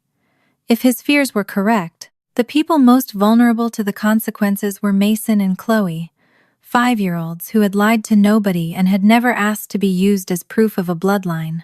2 days before the family dinner, Adrian asked to meet me. We chose a quiet place away from both our homes. He looked older than 36 when he arrived, not physically transformed. Just worn down in the way people become when they have spent too many nights replaying the same unanswered question. He carried 2 sealed envelopes, chain of custody laboratory reports. Mason, Chloe. He had not opened them. I asked whether he was sure he wanted me holding them. He said he wanted Bianca present when the truth was read, whatever that truth turned out to be. Then he added one condition, not in front of the children. That was the first decision he had made through this entire mess that made me think he might truly understand what redemption required. I took the envelopes home. Our 4 reports had already arrived. I placed Adrian's 2 beside them on the table after the children were asleep. 6 sealed results. 4 could tell my parents something they had spent 5 years believing was impossible. 2 could either end Adrian's doubts or prove that the foundation beneath his marriage was not what he thought it was. Rosie's name was on none of them. It never would be. I stood there looking at the envelopes until Graham switched off the kitchen light behind me. 5 children lived under our roof. 6 DNA reports were about to enter my parents' house. And for the first time, I understood that the most dangerous question waiting for us was not who shared blood with whom.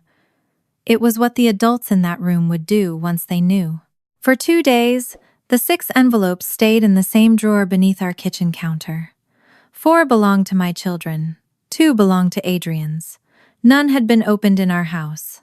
I found myself thinking about them at inconvenient moments, not because I was desperate to know what Adrian's reports said, but because paper had become dangerous in a way. Paper should never be. 6 laboratory reports could answer biological questions. They could not tell anyone what to do with the answers. They could not make my parents kinder, make Bianca honest, undo Adrian's silence 5 years earlier, or erase the storage room Rosie had carried in her head long after leaving the townhouse. That part still belonged to us. The evening before the family dinner, Graham and I sat at the kitchen table after the younger children were asleep. Rosie was in her to be old enough now that privacy meant knocking before entering instead of assuming every door in the house belonged to adults. The portfolio containing the 4 reports for Grant, Silas, Evie, and May lay closed between us. Graham looked at it as if it were something we had agreed to tolerate, rather than something he approved of. He still hated the idea. So did I. That was why we needed rules before emotion had a chance to rewrite them. We agreed on the rules before emotion could rewrite them. We would not ask for the townhouse back, discuss property as revenge, parade the quadruplets as proof that I had won, or tolerate an attack on any child. The 4 Warren reports would stay inside the portfolio unless my parents made paternity a condition of recognition. Adrian's 2 envelopes would remain sealed until every child was out of the room. Graham tapped one finger against the portfolio. If this starts feeling like revenge, we walk. I nodded. There was no need for more discussion. I understood why Graham had said the rule aloud. 5 years earlier, I had imagined returning in some impossible, visibly successful version of myself so my parents would understand what they had lost. Real life had cured me of that fantasy. I was not going back as a better product. I was going back as the mother of 5 children who did not need Margaret Mercer to rank them. The afternoon before we left, I found her standing in front of her closet with 2 shirts held against herself. For a second, the sight took me back to the 8-year-old version of her folding clothes, because someone had decided her room belonged to other children. Then she tossed one shirt onto the bed and frowned at the other. 13-year-old Rosie had opinions now. She hated anything that looked as though an adult had chosen it for a family photograph. She rejected one dress because it was to church, another because she said Grandma might interpret it as effort. In the end, she chose dark pants, a light blouse, and sneakers clean enough to satisfy Graham. I leaned against the doorframe. She could still stay home. Rosie kept examining herself in the mirror. I know. That was all. I did not push. A few minutes later, she sat on the edge of the bed and tied one shoe, then the other. Her movements slowed before she finished. She told me she wanted to see her old bedroom. Not because she expected it to look the same. Not because she wanted it back. She wanted to stand inside that house and understand something with her body that she already understood with her mind. Nobody there could make her stay, and nobody there could make her leave. She could walk in. She could walk out. That was hers now. I wanted to tell her how proud I was. Instead, I sat beside her and straightened the tongue of one sneaker that had folded inward. Sometimes pride becomes a burden when a child is trying to prove she is brave. So I let the choice remain ordinary. On the morning of the dinner, I gave Rosie one last chance to stay home, without having to explain herself. She was sitting on the floor beside Silas, helping him find the matching half of a toy he had taken apart, and she listened without looking up. I reminded her that changing her mind at noon, in the driveway, or with my hand already on the doorbell, would not mean the house had beaten her. It would only mean she had chosen what she needed. Rosie fitted the 2 pieces of the toy together and handed it back to Silas. Then she said she still wanted to go. A few minutes later, when Silas became nervous about the number of people we might meet, Rosie told him he could stay near Dad if the room felt too crowded. She did not volunteer to manage him herself. I noticed that and kept the observation to myself. Graham and I had spent years trying to give Rosie back the right to be a child. The best evidence of progress was that she no longer had to demonstrate it for us. Before we left, I put the portfolio in my bag and checked our rules once in my own head. No house fight, no child used as proof, no twin result with children present, and no staying if anyone attacked them. Then I closed the drawer where the 6 reports had been kept. Whatever happened at the townhouse, we would come home together. The quadruplets made ordinary difficult. Grant woke from his nap asking where we were going and why anybody needed a legacy dinner. Graham gave him the shortest possible explanation and immediately regretted using the word legacy because Grant then wanted to know what a legacy was, who owned one, and whether a person could lose it behind the couch. Evie heard Grandma's house and began narrating everything she remembered about grandmothers from books, most of which involved cookies, aprons, or suspicious wolves. May watched us pack the bag with coloring books and snacks and apparently concluded the adults were making the situation unnecessarily complicated. Silas became quiet. Crowds had always made him cautious. New houses did too. He followed Rosie through the hallway while she gathered things, staying close enough that his shoulder occasionally touched her arm. I saw Rosie notice. Without being asked, she crouched and helped him zip his small jacket. The old Rosie would have immediately taken responsibility for his entire evening. She would have carried his water, checked his shoes, watched every movement, and treated his anxiety as her assignment. This Rosie handed him his own backpack. Then she reminded him that Dad would be there too. It was such a small change that nobody else would have recognized it. I did. She was helping because she loved him, not because being useful made her safer. That mattered more to me than anything in the portfolio. Before we left, Adrian and I confirmed the safety plan once. The first 4 reports could be discussed with the children present because Graham and I already knew the results. Before either twin report was opened, Graham would take Rosie, Grant, Silas, Evie, May, Mason, and Chloe to the den or backyard, with another trusted adult nearby. Adrian did not know what his reports said, but he knew Mason and Chloe would not hear adults debate whether they still counted. 5 years earlier, he had failed to protect Rosie from that question. This time, he intended to protect the twins.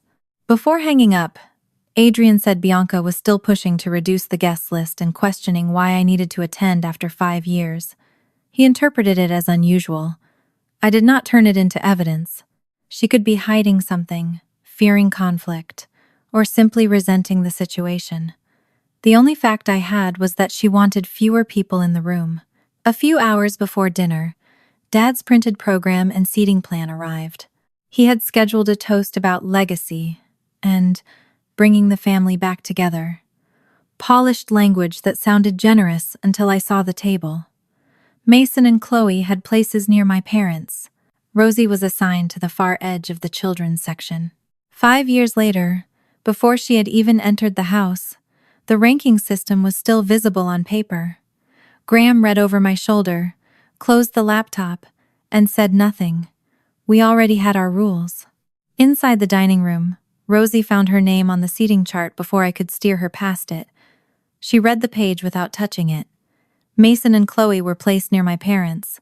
Rosie was still at the edge of the children's section, exactly where the emailed version had shown her. 5 years had passed, and the paper still knew the old hierarchy. Rosie looked at the line for only a moment, then stepped away and stayed beside her siblings instead of moving toward the assigned chair. She did not ask me to fix it. She did not tear the chart or make a point of refusing the seat. She simply chose where to stand until dinner actually began. That small act carried more agency than any confrontation I could have staged for her. By late afternoon, the 5 children were ready in the uneven way. Real children become ready. Grant had already untucked half his shirt. Evie had changed her hair clip twice. May had somehow acquired a cracker after I was certain all snacks were packed. Silas wanted Rosie's hand in the parking lot, but refused it once he realized Graham was watching. Nobody matched. Nobody looked like a catalog. They looked like us. The portfolio stayed on my lap during the drive, but the house felt heavier than the reports. Familiar Rochester streets passed, until we turned onto the road where I had once watched the townhouse disappear in the side mirror. My shoulders tightened before I could stop them. Then the second-floor window came into view. Rosie looked at the bedroom she had once lost, saw the different curtains, and looked away. I did not ask whether she was all right. She had spent too much of her childhood being studied for pain. Graham parked, took my hand once, then let go. The choice to ring the bell belonged to me. We crossed the walk with the children around us, Rosie moving forward without slowing even when she glanced once more at the upstairs window. I carried no suitcase, only the portfolio. At the steps, Grant asked whether this was Grandma's house. I told him it was. That was all. I did not add that it had once been ours. I did not tell the younger children what happened inside. Rosie's wound was not family entertainment. At the door, Graham shifted May's small bag to his other shoulder. I pressed the bell. Footsteps came from inside. Voices. A chair scraping somewhere deeper in the house. The door opened. My mother stood there. 5 years had changed her less than I expected, and more than I wanted. Her hair was shorter. The lines around her mouth had deepened. She wore the expression of someone prepared to receive a difficult guest with controlled generosity. Her eyes found me. Then Graham. Then Rosie. She paused. I watched recognition pass over her face when she saw how much Rosie had grown. For half a second, something softer almost appeared. Then Grant stepped into view. Mom's eyes shifted. Silas moved closer to Rosie. Evie leaned around Graham because she hated not seeing what adults were looking at. May stood beside my leg. My mother stopped breathing normally. There was no dramatic collapse of composure. Just a visible failure to place what she was seeing into the story she already believed. Her gaze moved from one small face to another, then back to me.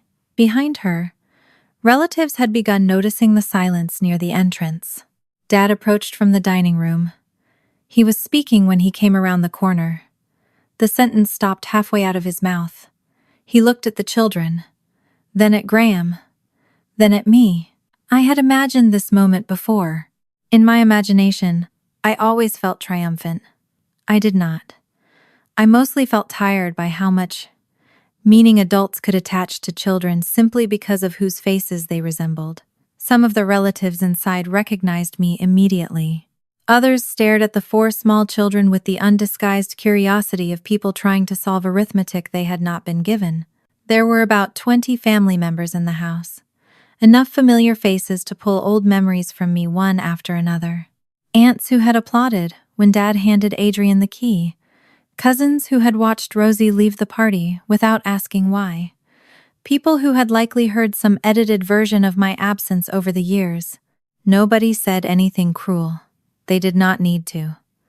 The room had become alert. Adrian appeared behind Dad. Unlike everyone else, he already knew about the quadruplets. Still, seeing the 5 children standing together affected him. His eyes settled on Rosie longer than the others, and for an instant I could see the 8-year-old she had been reflected in his face. Then Mason and Chloe came toward him from the dining room. I knew them only from photographs Adrian had shown me recently. 5 years old, alive with the ordinary confidence of children who believed the adults around them knew who they were. Mason reached Adrian first. Chloe stayed closer to Bianca. Seeing them in person changed something. Until then, the twin reports had been envelopes. Now one of those envelopes belonged to a little boy with a loose shoelace. The other belonged to a girl holding a folded napkin she had apparently carried from the table. Whatever was printed inside those reports had no right to become a weapon against either of them. I tightened my fingers around the portfolio. Bianca stood near the dining room entrance. Our eyes met. She looked almost exactly as I remembered and completely different because I now knew there were questions around her I had not known how to ask 5 years earlier. I did not assign meaning to her expression. I watched.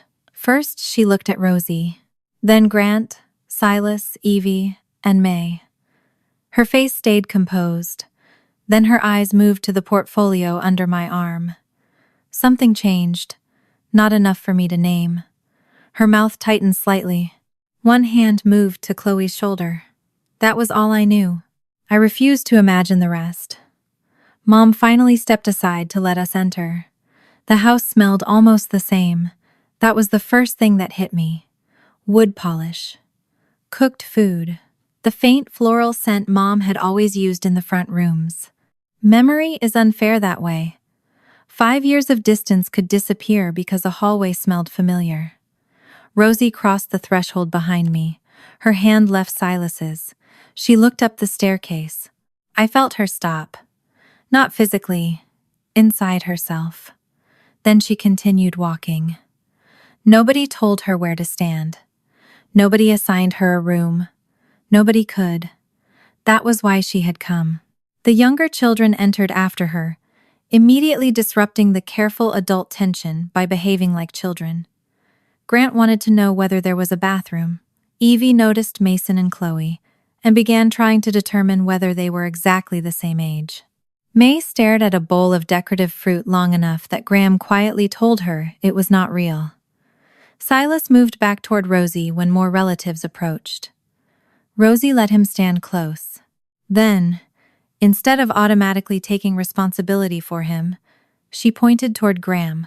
"Dad's right there." I nearly smiled. Healing again, in a sentence nobody else understood. The seating chart was visible near the dining room. I saw Rosie's name exactly where the emailed version had placed it, edge of the children's table. Mason and Chloe near Mom and Dad. Nothing about our arrival had yet changed the old arrangement. I wondered how long that would last. Dad recovered before Mom did. He returned to host mode, asking people to settle, and making vague comments about how unexpected it was to have so many additional guests. I noticed he did not say grandchildren. Not yet. Mom kept studying the younger four, and enough of Graham showed in their faces that I could see the biological question forming. Rosie stood beside them without looking at the staircase anymore. Across the room, Adrian caught my eye, glanced toward the portfolio, and then the den, a reminder that the twin reports stayed sealed until all 7 children were out.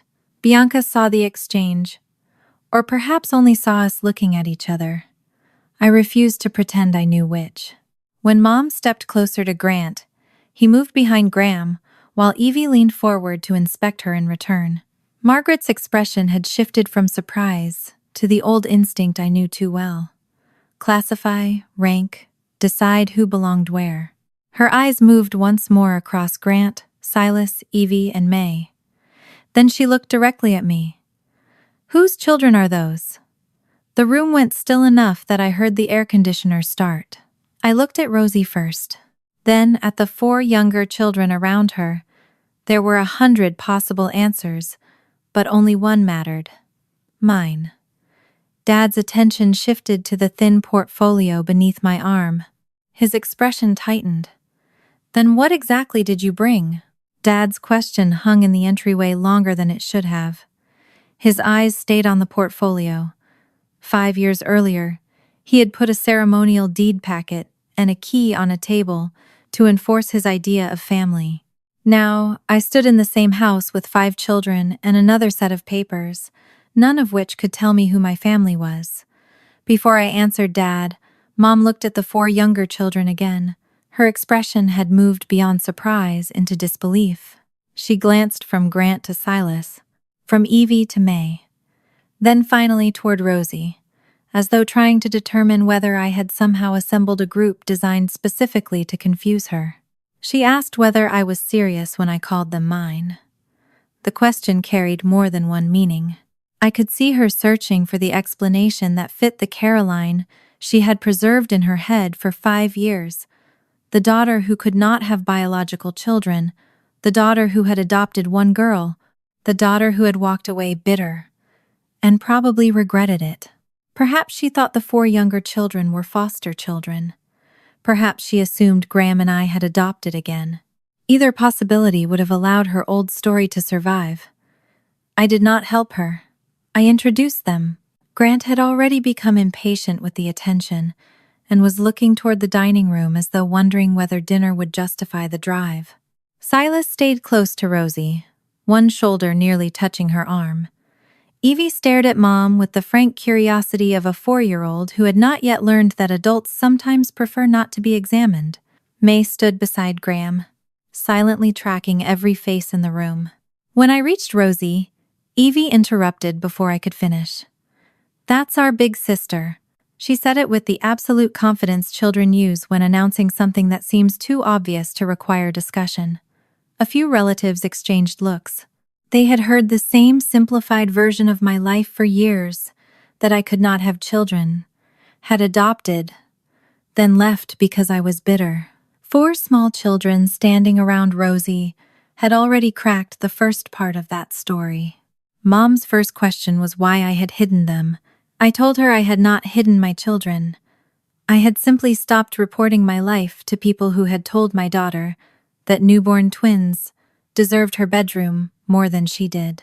Nothing more. Mom's mouth tightened. Dad stepped closer. His attention had shifted from the children to Graham. That movement told me what was coming before he spoke. He asked whether Graham was the biological father of all 4. There it was, exactly as we had expected. For a second, I heard my mother's voice from years earlier asking whether the doctors were certain.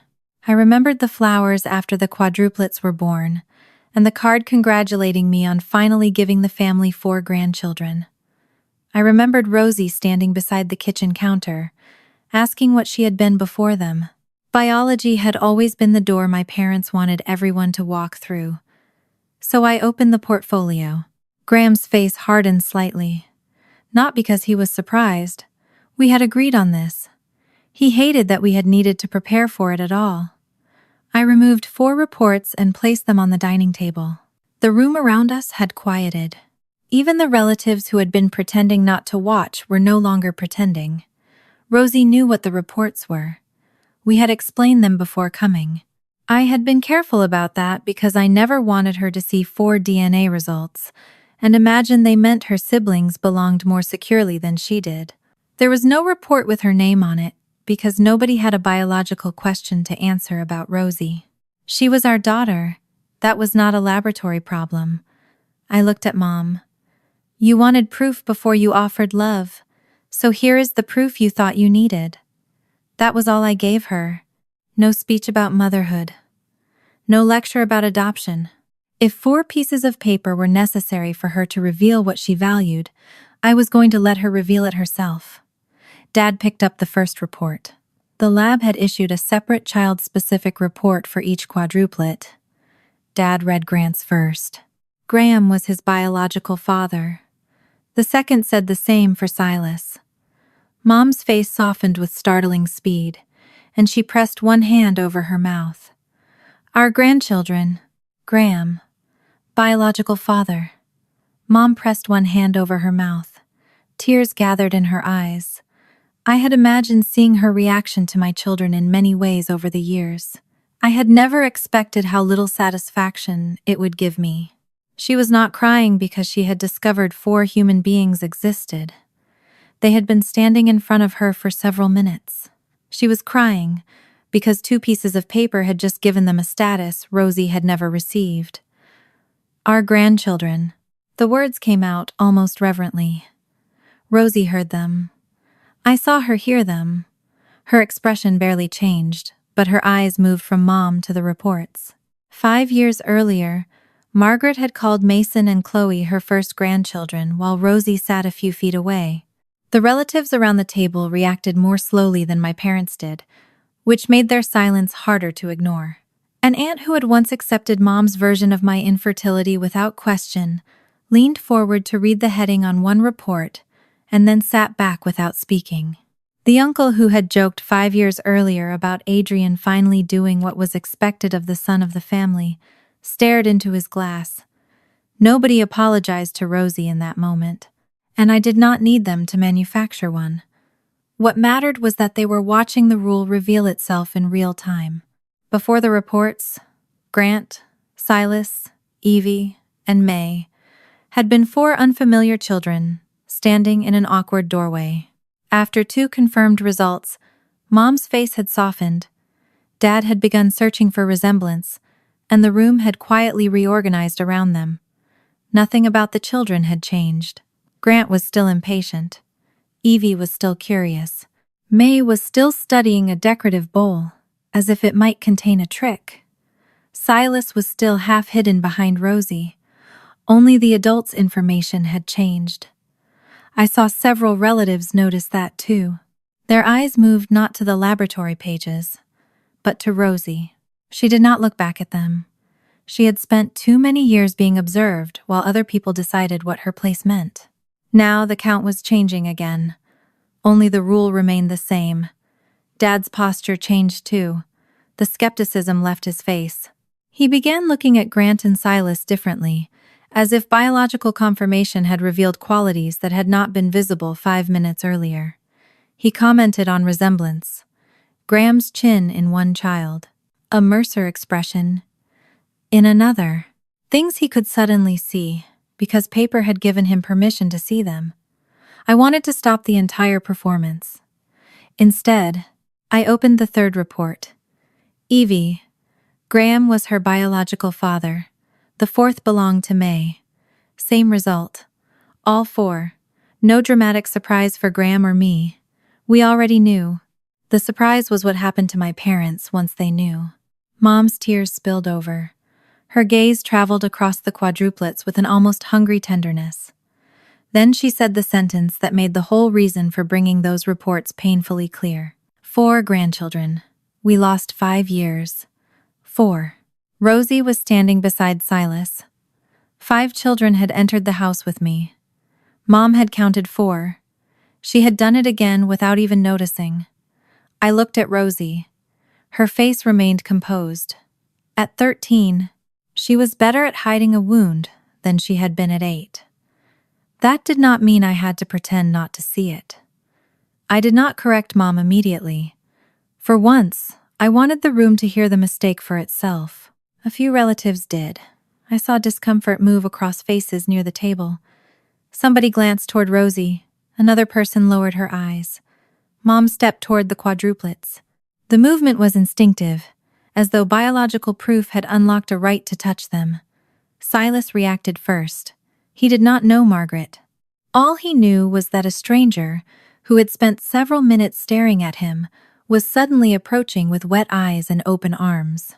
He moved behind Rosie. 1 second he was beside her. The next, half his body had disappeared behind his sister. Rosie shifted on 50 Sif and 50 shield him, but she did not pick him up or begin managing his fear. She simply stood there and let him use her as a familiar place. Mom stopped. For an instant, I saw irritation beneath the emotion. She had imagined 4 grandchildren recognizing her in the same moment she recognized them. Children do not work that way. Blood does not create memory. I stepped between her and the younger children. I told her nothing had been decided about contact. The reports answered Dad's question. They did not restore 5 years. They did not repair Rosie. They did not grant anybody grandparent access. Mom looked genuinely confused by that. To her, the biological truth seemed to change everything. To me, it changed almost nothing. Grant was still Grant. Evie was still Evie. May was still deciding whether the decorative fruit was real, despite Graham's warning. Silas was still holding the back of Rosie's blouse, and Rosie was still the child Mom had failed to count. Dad looked at the 4 reports spread across the table. For the first time since we entered the house, he seemed to understand that I had not brought them as an offering. I had brought them as a mirror. Then Adrian moved. Until that point, he had remained near the other side of the room, quiet enough that most of the attention stayed on us. Now he approached the table. He carried the final 2 envelopes. I recognized them immediately. Mom did too, though she did not know what they contained. Her expression shifted. She looked from the 4 opened reports to the sealed pair in Adrian's hand. She asked why there were 2 more. Adrian placed them on the table without sitting down. For several seconds he looked at Mom, rather than Bianca. Because you spent 5 years making blood the price of admission.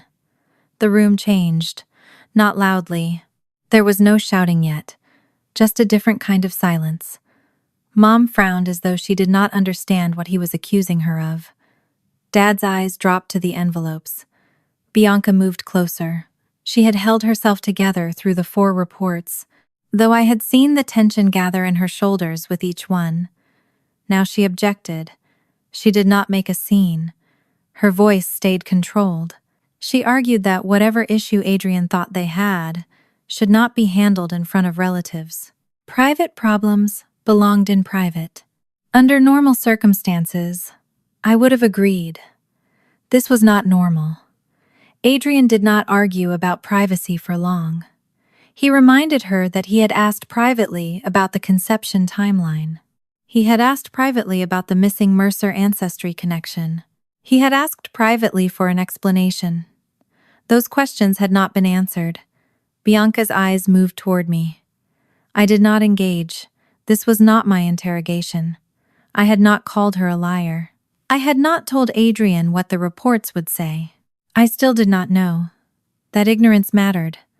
The 2 envelopes on the table could still have confirmed him as Mason and Chloe's biological father. They could have turned every suspicion into a painful misunderstanding. I wanted that possibility to remain real until the paper said otherwise. Mom began asking what this had to do with the twins. That was when Adrian stopped everything. His hand had been near the first envelope. He pulled it back. Then he looked toward Mason and Chloe. They were still in the room with the other children. Mason had lost interest in the adults and was showing Grant something near the hallway. Chloe stood closer to Bianca, watching her mother's face with the uneasiness children feel when they know a room is wrong, even if nobody has told them why. Adrian remembered the promise. So did I. No report would be opened while they were there. He asked Graham to take the children to the den and, if they wanted, out toward the backyard. Graham moved immediately. He did not announce why. He simply turned the transition into something ordinary enough that 4-year-olds and 5-year-olds could accept it. Snacks had already been set out in the den. There were toys. The backyard was still bright in the July evening. One of the relatives we trusted enough to help joined him. Grant went first because food had been mentioned. Evie followed while still trying to ask Chloe whether being 5 felt different from being 4. May took Graham's hand. Silas hesitated until Rosie moved. Rosie looked at me before leaving. She knew the remaining envelopes mattered. She did not know why. We had deliberately kept the twins' paternity question away from her because it did not belong on a 13-year-old's shoulders. I gave her a small nod. She turned toward the den. Mason and Chloe went with Adrian's encouragement. Neither child resisted. They had no idea that 2 envelopes on the dining table carried questions adults had spent months being afraid to ask. The den door closed. For several seconds, Adrian did not move. Children's voices continued faintly from the other side. Grant laughed at something. Then Evie's voice rose above his. The sound made the room we were standing in feel even colder. 7 children were now separated from the biological argument adults had created around them. Only then did Adrian reach for the 5th report. Bianca moved again. She told him the tests were unnecessary. Adrian opened the envelope. The paper inside made a dry sliding sound as he pulled it free. No one leaned over his shoulder. He read alone. I watched his face. For the first few seconds, nothing changed. Then his eyes went back to the top of the page. He read it again. His thumb moved along one line, as though tracking the words could force them into a different order. The color began to leave his face. I knew before he spoke. Not because I could read the report from where I stood, because I had seen shock before. Real shock often looks quieter than people expect. The first twin report excluded Adrian as the biological father. Nobody reacted immediately. Dad gripped the back of a chair. Mom looked at Bianca. Bianca stared at the report. Adrian read the result a third time. 5 years of birthday cakes, nighttime fevers, preschool forms, first haircuts, bedtime routines, and ordinary fatherhood remained exactly where they had always been. One biological fact had changed. Or rather, one fact had finally been revealed. Bianca was the first person to try to create an alternative explanation. She said there could have been a laboratory mistake, a sample mix-up, something in the chain had gone wrong. Her words came quickly now, losing the careful rhythm she had maintained all evening. Adrian did not shout at her. That restraint made the moment sharper. He laid the report flat on the table and asked about one thing: late September 2020. The weekend she had been away. The estimated conception window. He asked whether there had been someone else.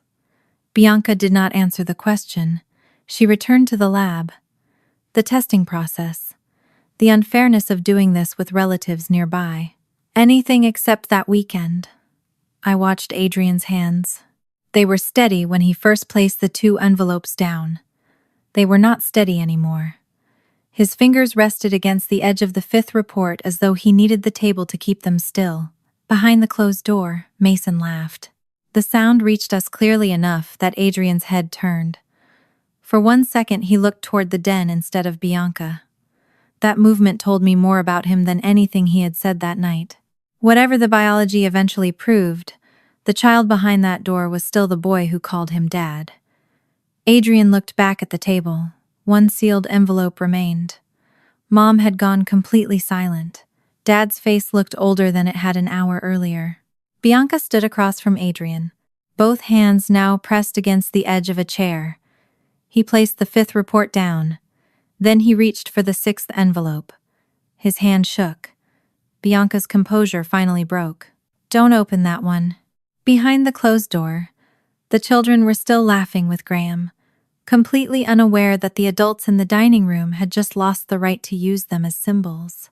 Bianca's warning changed the room more than the 5th report had. Until then, she had been fighting the process. A laboratory error. A sample problem. A private matter being handled in the wrong place. Every explanation had left enough space for another explanation behind it. Those 4 words did not.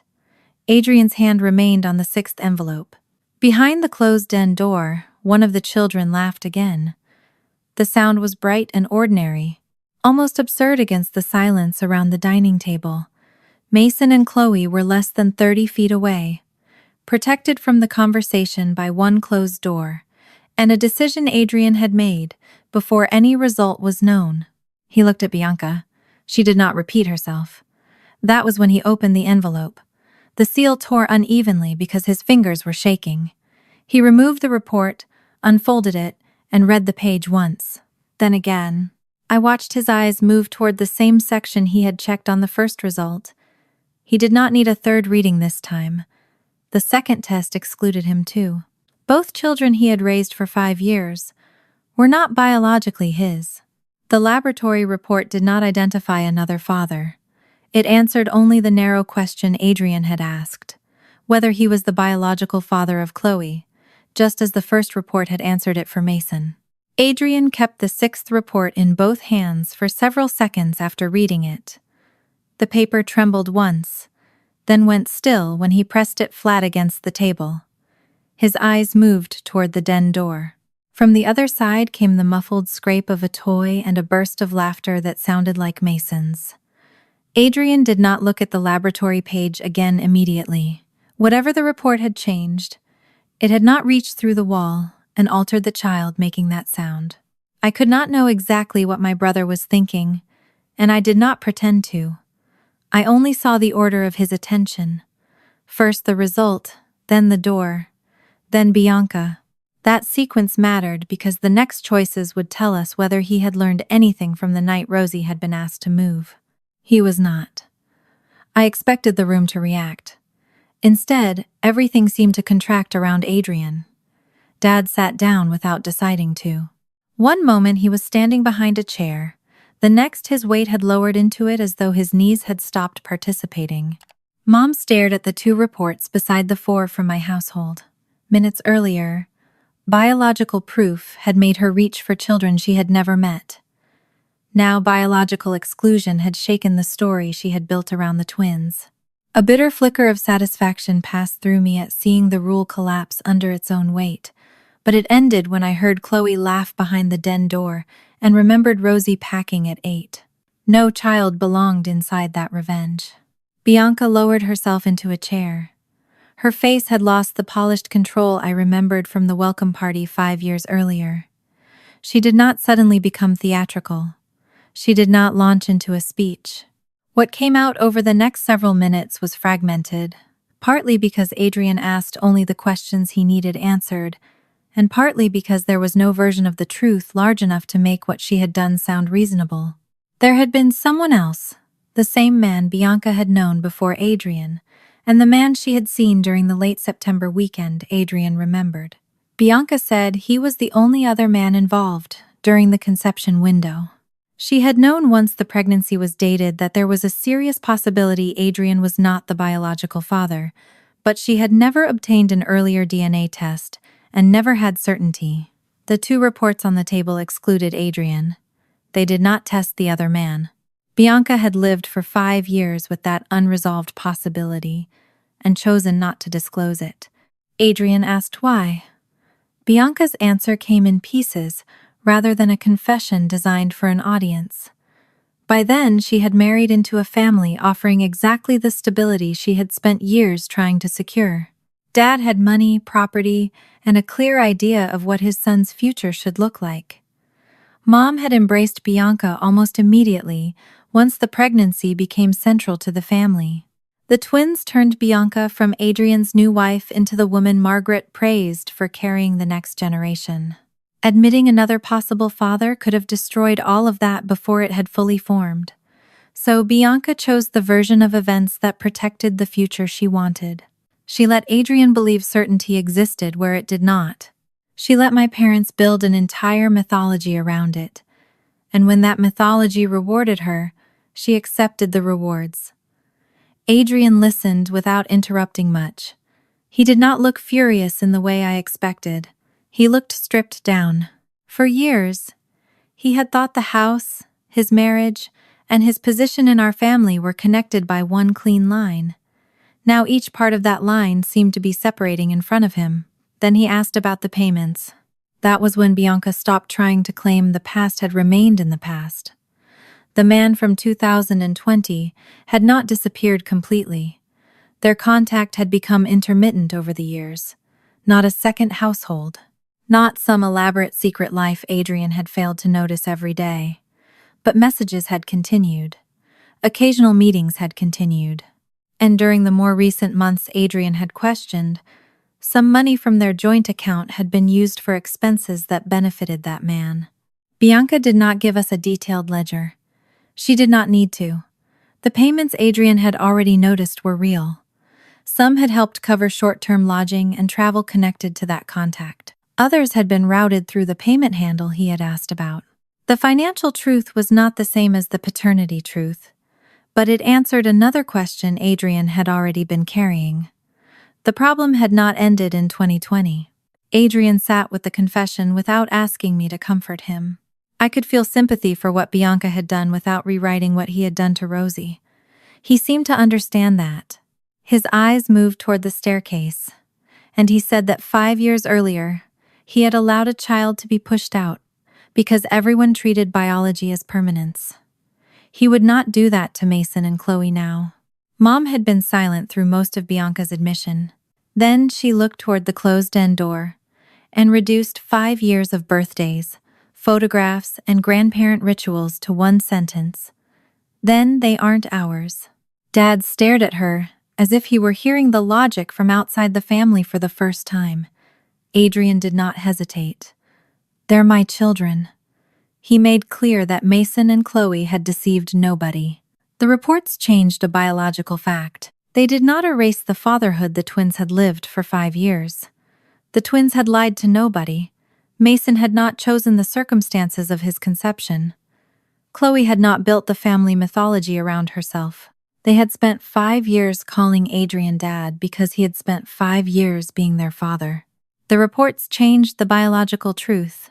They did not retroactively erase breakfast, bedtime, school pickups, fevers, scraped knees, or every night one of those children had crossed a dark hallway looking for him. Adrian said he would deal with Bianca as an adult. The marriage was a different question. The money was a different question. The identity of the biological father was a different question. But Mason and Chloe would not be turned into strangers before dinner ended because a laboratory report had surprised their grandparents. He had already consulted a lawyer before testing for exactly that reason. He was their legal father. He intended to get advice about protecting continuity, not about finding the fastest way to erase himself from their lives. Mom looked at him as though he were refusing mathematics. That was when I understood how complete her belief system had always been. She had never used blood merely as one element of family. For her, blood was permission. Permission to love harder. Permission to claim. Permission to spend. Permission to rearrange rooms. And now, apparently, permission to withdraw all of it. Dad said her name quietly. Margaret. Nothing else. She turned toward him, perhaps expecting support. He did not give it. That silence was not redemption, but it was the first time I had ever seen my father refuse to reinforce the rule he had helped build. The atmosphere had become unbearable, and the children could not remain hidden in the den forever. Adrian stood. Before opening the door, he made everyone agree on one thing. There would be no discussion of paternity in front of Mason or Chloe. Whatever age-appropriate explanation came later would be handled carefully, after the adults had legal guidance and time to understand what the truth meant. Nobody would blurt out a biological revelation because emotions were running high. Bianca wiped her face. Dad nodded. Mom said nothing. Adrian went into the den alone first. The door closed behind him again. I did not hear the conversation clearly, and I was glad. It belonged to him and the children. Later, Adrian told me only the substance of what he had said. There was a serious grown-up problem between him and their mother. Mason and Chloe had done nothing wrong. None of it was their fault. He was still taking them home. He was still their dad. That was enough for 5-year-olds that night. While Adrian was gone, the remaining adults began collecting themselves. No one resumed the family dinner.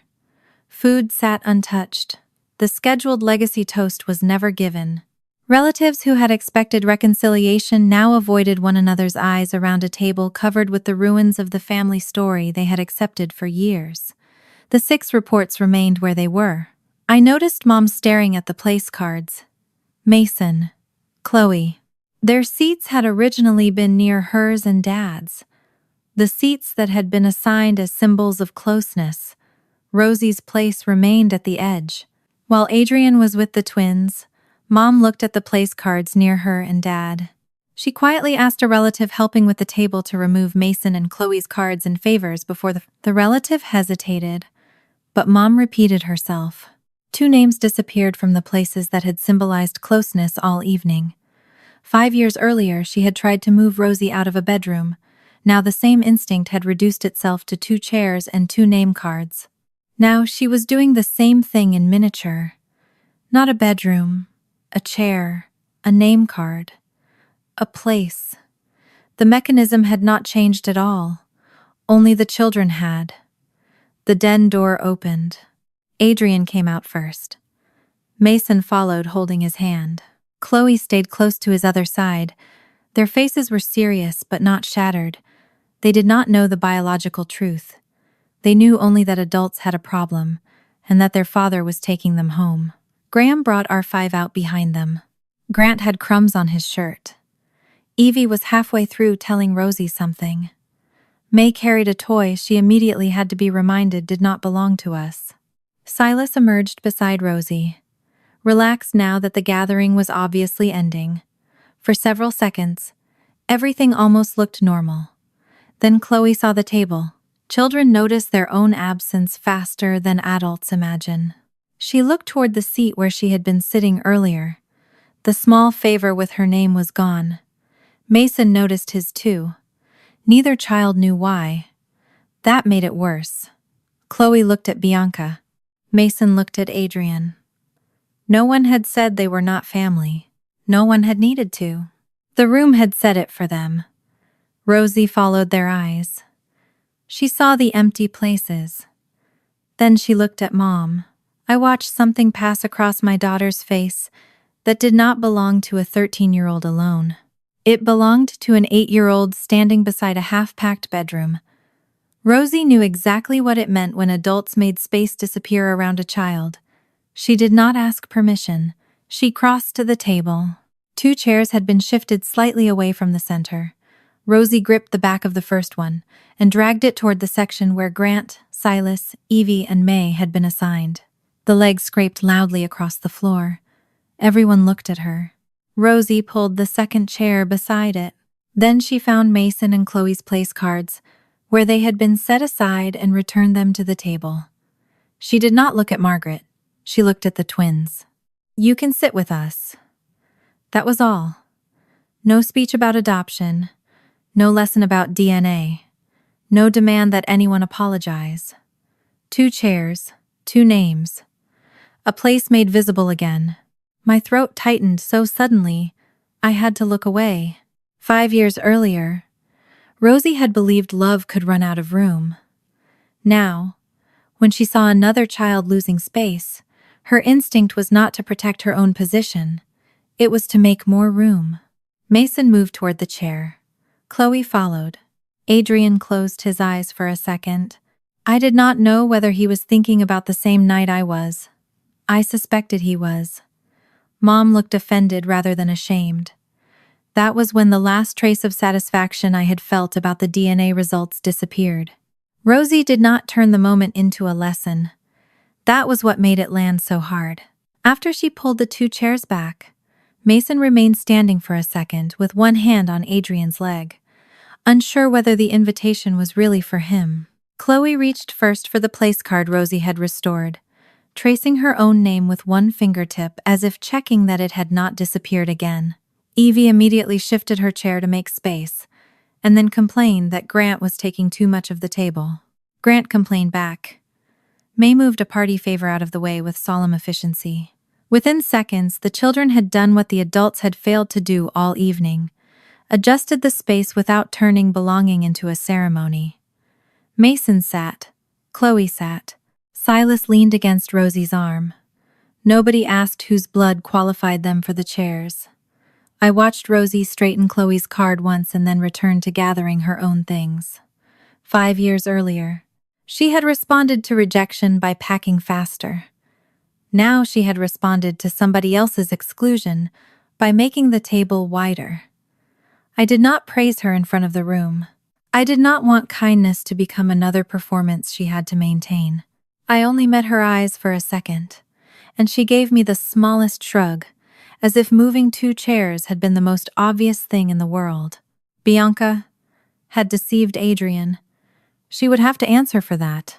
She had hidden a serious possibility about paternity, preserved a lie because it protected the future she wanted, and continued contact with the man connected to that deception, while using marital money in ways Adrian had already begun questioning. None of that was small. None of it should be excused.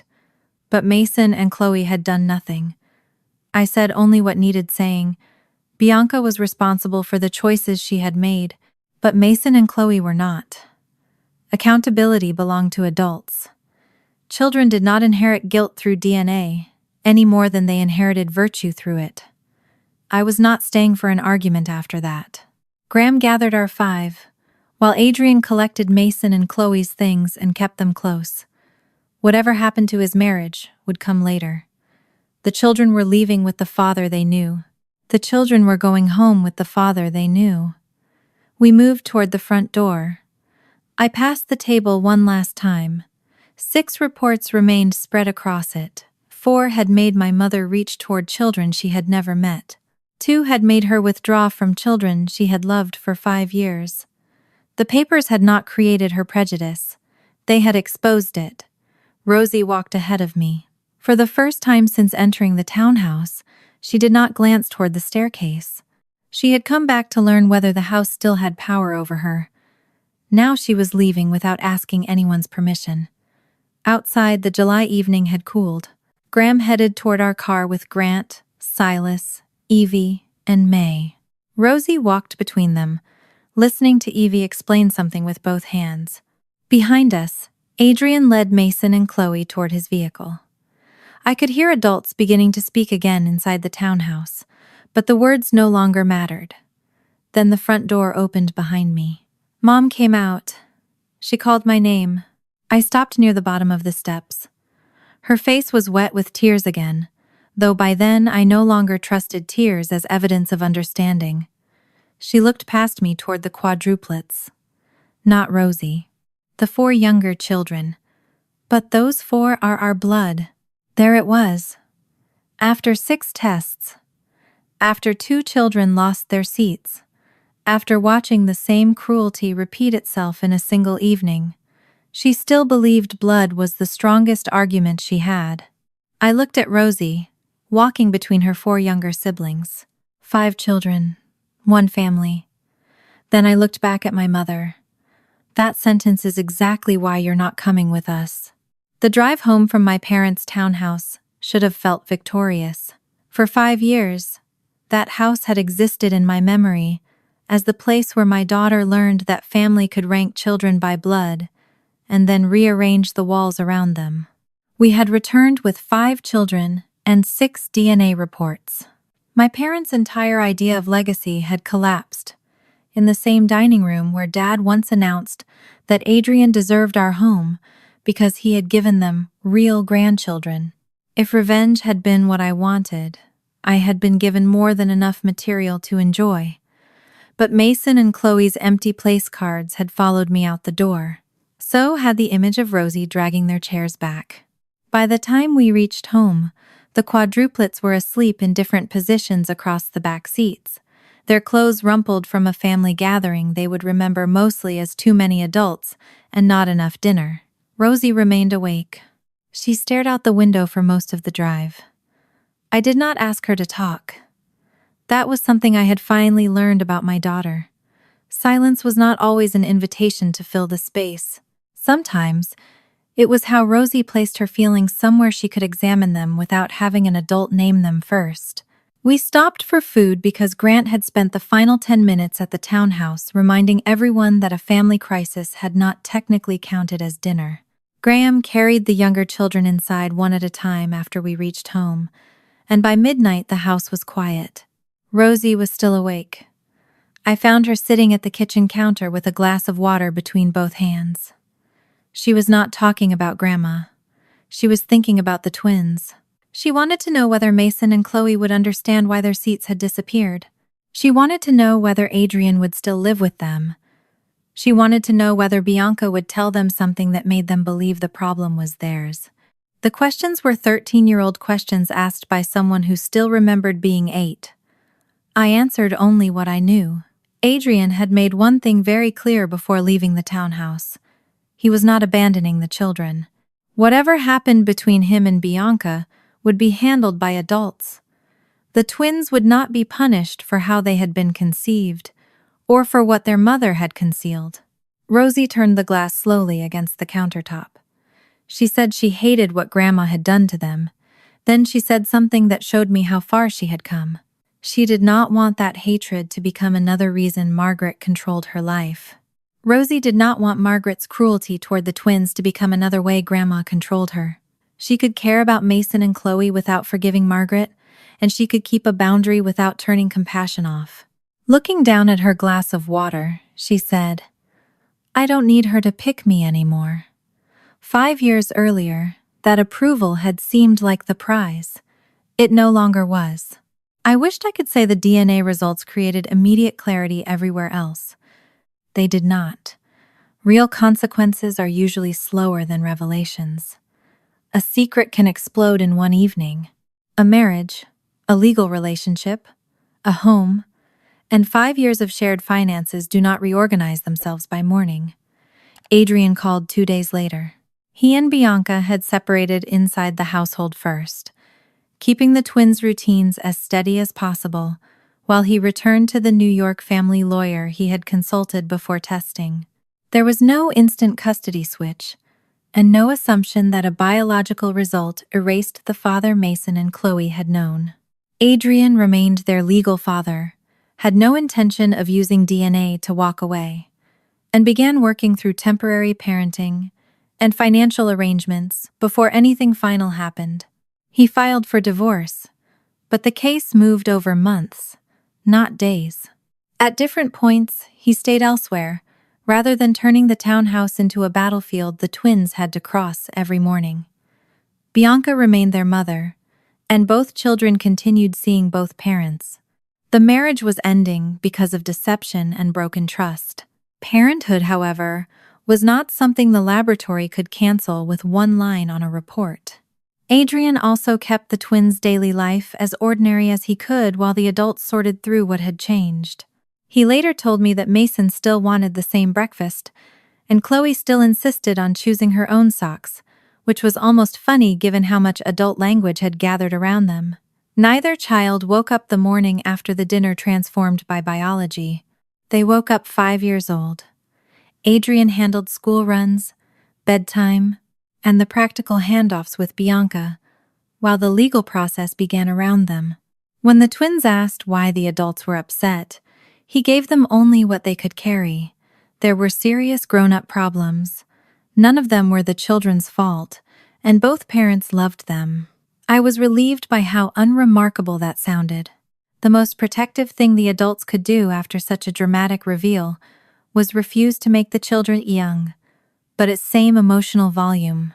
The financial clue from months earlier also became concrete. During formal disclosure, the joint account statements Adrian had preserved traced recurring payments to travel, short-term lodging, and other expenses benefiting the man connected to Bianca's 2020 overlap. The amounts were not an impossible fortune, and they were not treated as automatic punishment for adultery. What mattered was that traceable marital money had been used outside the marriage without Adrian's informed agreement. His attorney raised the issue as possible marital waste or dissipation, inequitable distribution, meaning the spending could be accounted for when assets were divided.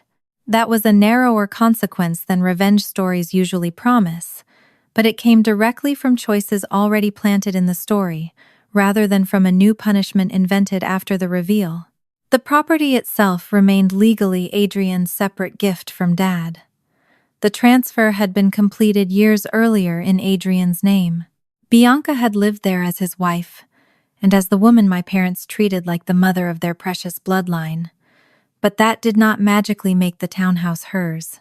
As separation moved toward divorce, she had to plan another home. There was no dramatic lock change, no loophole, no sheriff carrying boxes onto the sidewalk. She moved through the same reality many divorcing adults face. The home connected to the marriage was no longer guaranteed to remain her home.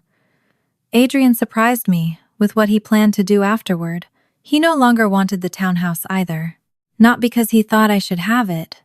He never offered it to me. That would have missed the point. The building had become too connected to the system our parents created around it. Dad had given it to Adrian as a reward for producing the correct kind of family. Adrian had accepted it under that meaning. Keeping it forever began to feel like continuing to live inside the argument even after rejecting the argument. Depending on the timing of the divorce and the practical issues involving the twins, he planned either to sell it or move elsewhere. Somewhere that Mason and Chloe would not grow up being reminded that their home had once been handed to their father because everyone believed their blood made them more valuable than another child. When Adrian told me that, I did not tell him he was doing the noble thing. Selling a house did not repair 2021, but it was one more sign that he had stopped pretending the house was only property. I had learned the same lesson years earlier. You could leave a building without leaving the rule it represented. The social consequences moved differently. There was no viral video, no family scandal uploaded to the internet, no crowd of strangers choosing sides. The witnesses were the people who mattered to the original lie. About 20 relatives had been inside that townhouse. They had watched Mom stare at my 4 younger children with suspicion. They had watched her become emotional the moment DNA confirmed Graham was their biological father. They had heard her say, 4 grandchildren, we lost 5 years, while Rosie stood in the same room. Then they had watched the next 2 reports exclude Adrian. And almost immediately, they had watched Mom remove Mason and Chloe from the category she had spent 5 years placing above Rosie. That sequence did more damage to my parents' version of the family than any argument I could have made. For years, some relatives had believed I was the difficult daughter, the one who overreacted about the townhouse, the one who kept Rosie away, the one who held a grudge long after everyone else wanted peace. After the legacy dinner, fewer people were willing to repeat that story without questioning it. I noticed the difference, in small ways. A cousin who had never contacted me before sent a short message saying she had not understood what happened in 2021 until she saw Mom change the rules with her own eyes. An aunt admitted she had accepted Dad's explanation that Graham and I simply chose to move because the townhouse was becoming impractical. Another relative stopped trying to carry messages from Margaret altogether. I did not collect those reactions like trophies. Public agreement was not the goal. But there was relief in no longer being the only person required to describe the pattern. Mom had finally demonstrated it herself. Bianca lost standing in that same circle, though I was careful whenever the twins were nearby. Adults could know that she had concealed uncertainty about paternity and maintained contact with another man. Mason and Chloe did not need to become the center of gossip. Adrian became strict about that too. Whatever people thought of Bianca, they were not allowed to discuss biology around the children, as if 5-year-olds could not understand their own names. My parents responded to the aftermath in completely different ways. Dad went quiet for nearly 2 weeks, then sent an email through an address he knew I still checked. He did not ask to meet the quadruplets. He began with Rosie, called her his granddaughter without qualification, acknowledged the townhouse and the storage room night, and asked whether he might someday apologize to her directly. I replied only that I had received the message. The specifics mattered, but I wanted the full apology to belong to Rosie if she ever chose to hear it. Mom responded differently. She sent gifts aimed at the quadruplets and asked for photographs, while still talking as if the 5-year separation had been punishment imposed on her. I told her there was no path to Grant, Silas, Evie, and May that bypassed Rosie. Her reply that 5 years had already been punishment enough confirmed that she still confused consequences with cruelty. I was not going to remove a boundary simply because the person outside it disliked the result. Weeks passed, then months. Life inside our house returned to the sort of chaos I preferred. Grant forgot shoes in places shoes should not fit. Evie narrated every conflict as if hired to report it. May developed the habit of silently correcting adults by moving objects back where she believed they belonged. Silas remained attached to Rosie, but no longer expected her to solve everything for him. Rosie started school that fall with less of the carefulness that had once frightened me. She asked for things. She complained about things. She left dishes beside the sink instead of immediately washing them. I considered all 3 signs of progress. Sometimes she asked about Mason and Chloe. Adrian kept me updated in broad terms. The twins knew there were complicated questions in their family, but the adults were not rushing them into information. They were not ready to process. Adrian continued showing up as their father. Bianca continued being their mother. The legal process moved at adult speed, instead of forcing the children to emotionally match it. One evening, months after the dinner, Rosie asked whether Grandpa's apology meant we had to see him. I told her no. Then she asked whether Grandma would ever apologize properly. I said I did not know. She thought about that for several days. Eventually, she came to me with a decision. She wanted one meeting, not at the townhouse, not at our home, not with the quadruplets, a neutral place. Graham and I would be there. So would Mom and Dad. Rosie said there was something she had never been able to say at 8 years old, because back then all her energy had gone into packing quickly enough not to become a bigger problem. She wanted to say it now. I asked whether she was doing this because she thought meeting them was necessary to heal. She shook her head. That mattered. She was not going to ask them to tell her she belonged. She already knew where she belonged. She wanted to speak because the words belonged to her. Graham and I agreed.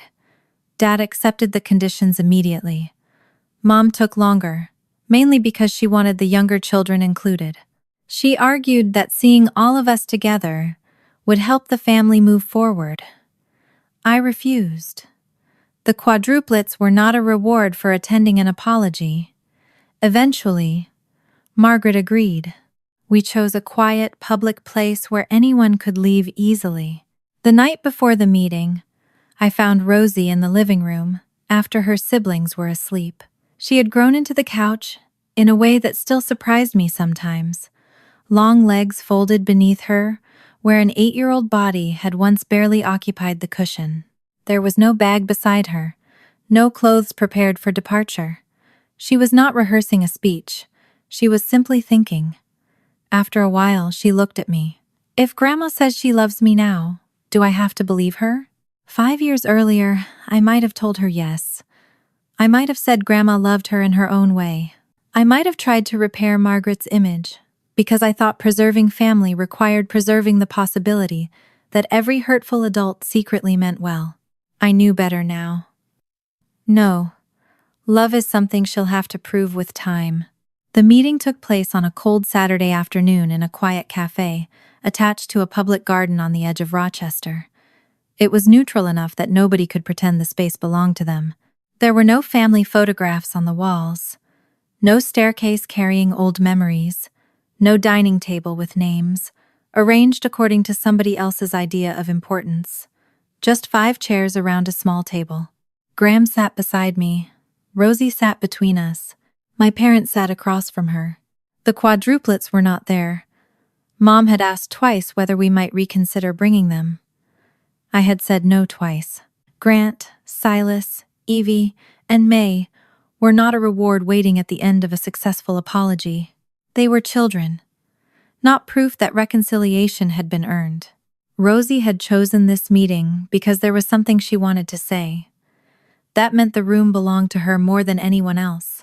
She wore jeans and a sweatshirt and had tied her hair back without asking whether it looked appropriate. 5 years earlier, she had folded clothes into a suitcase because adults had taught her that leaving quietly was the safest thing she could do. Now she leaned against the back of her chair and took up the space available to her.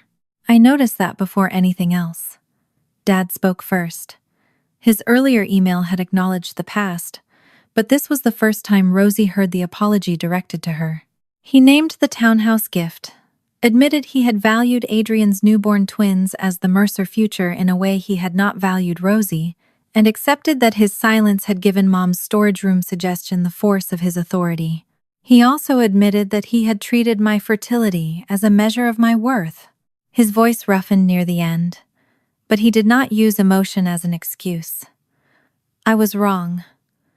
There was no but after it. Rosie watched him. She did not rescue him from the silence afterward. That was another change. The 8-year-old version of my daughter had always tried to make adults comfortable. If someone apologized, she immediately said it was okay. If someone disappointed her, she minimized the damage before they had to feel guilty. At 13, she let my father sit with what he had said. Then she told him what the worst part had been. It was not losing the bedroom. That surprised Dad. Rosie said she barely remembered what the room looked like now, except for the window and the pencil marks near the door.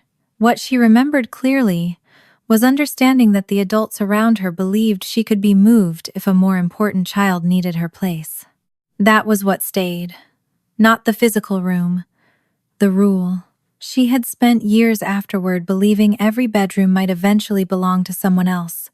Every home might change its mind. Every new child might push her one step closer to the door. She did not say it like a therapist. She did not use words such as abandonment, trauma, or conditional belonging. She described the bag beneath her bed. She told them she had kept clothes packed because she thought one day the quadruplets might need more room. Dad closed his eyes. Mom stared at the table. Rosie continued before either could interrupt. She told them she did not need to be invited back into the Mercer family now. She already had a family. The sentence was not cruel. It was simply settled. Graham's hand shifted closer to hers on the table, but he did not touch her unless she wanted him to. Mom finally looked up. Her face had changed since the legacy dinner. Some of the certainty was gone. What remained was harder to judge. Losing authority can sometimes resemble humility before humility actually exists. She said she had thought about Rosie often. Rosie did not answer.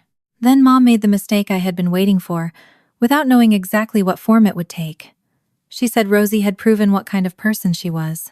She talked about how beautifully Rosie cared for her younger siblings, how she had protected Silas, how she had made room for Mason and Chloe at the legacy dinner. She said perhaps everyone had underestimated what a remarkable big sister Rosie would become. I felt Rosie become still beside me. There it was again. Different wording. Same rule.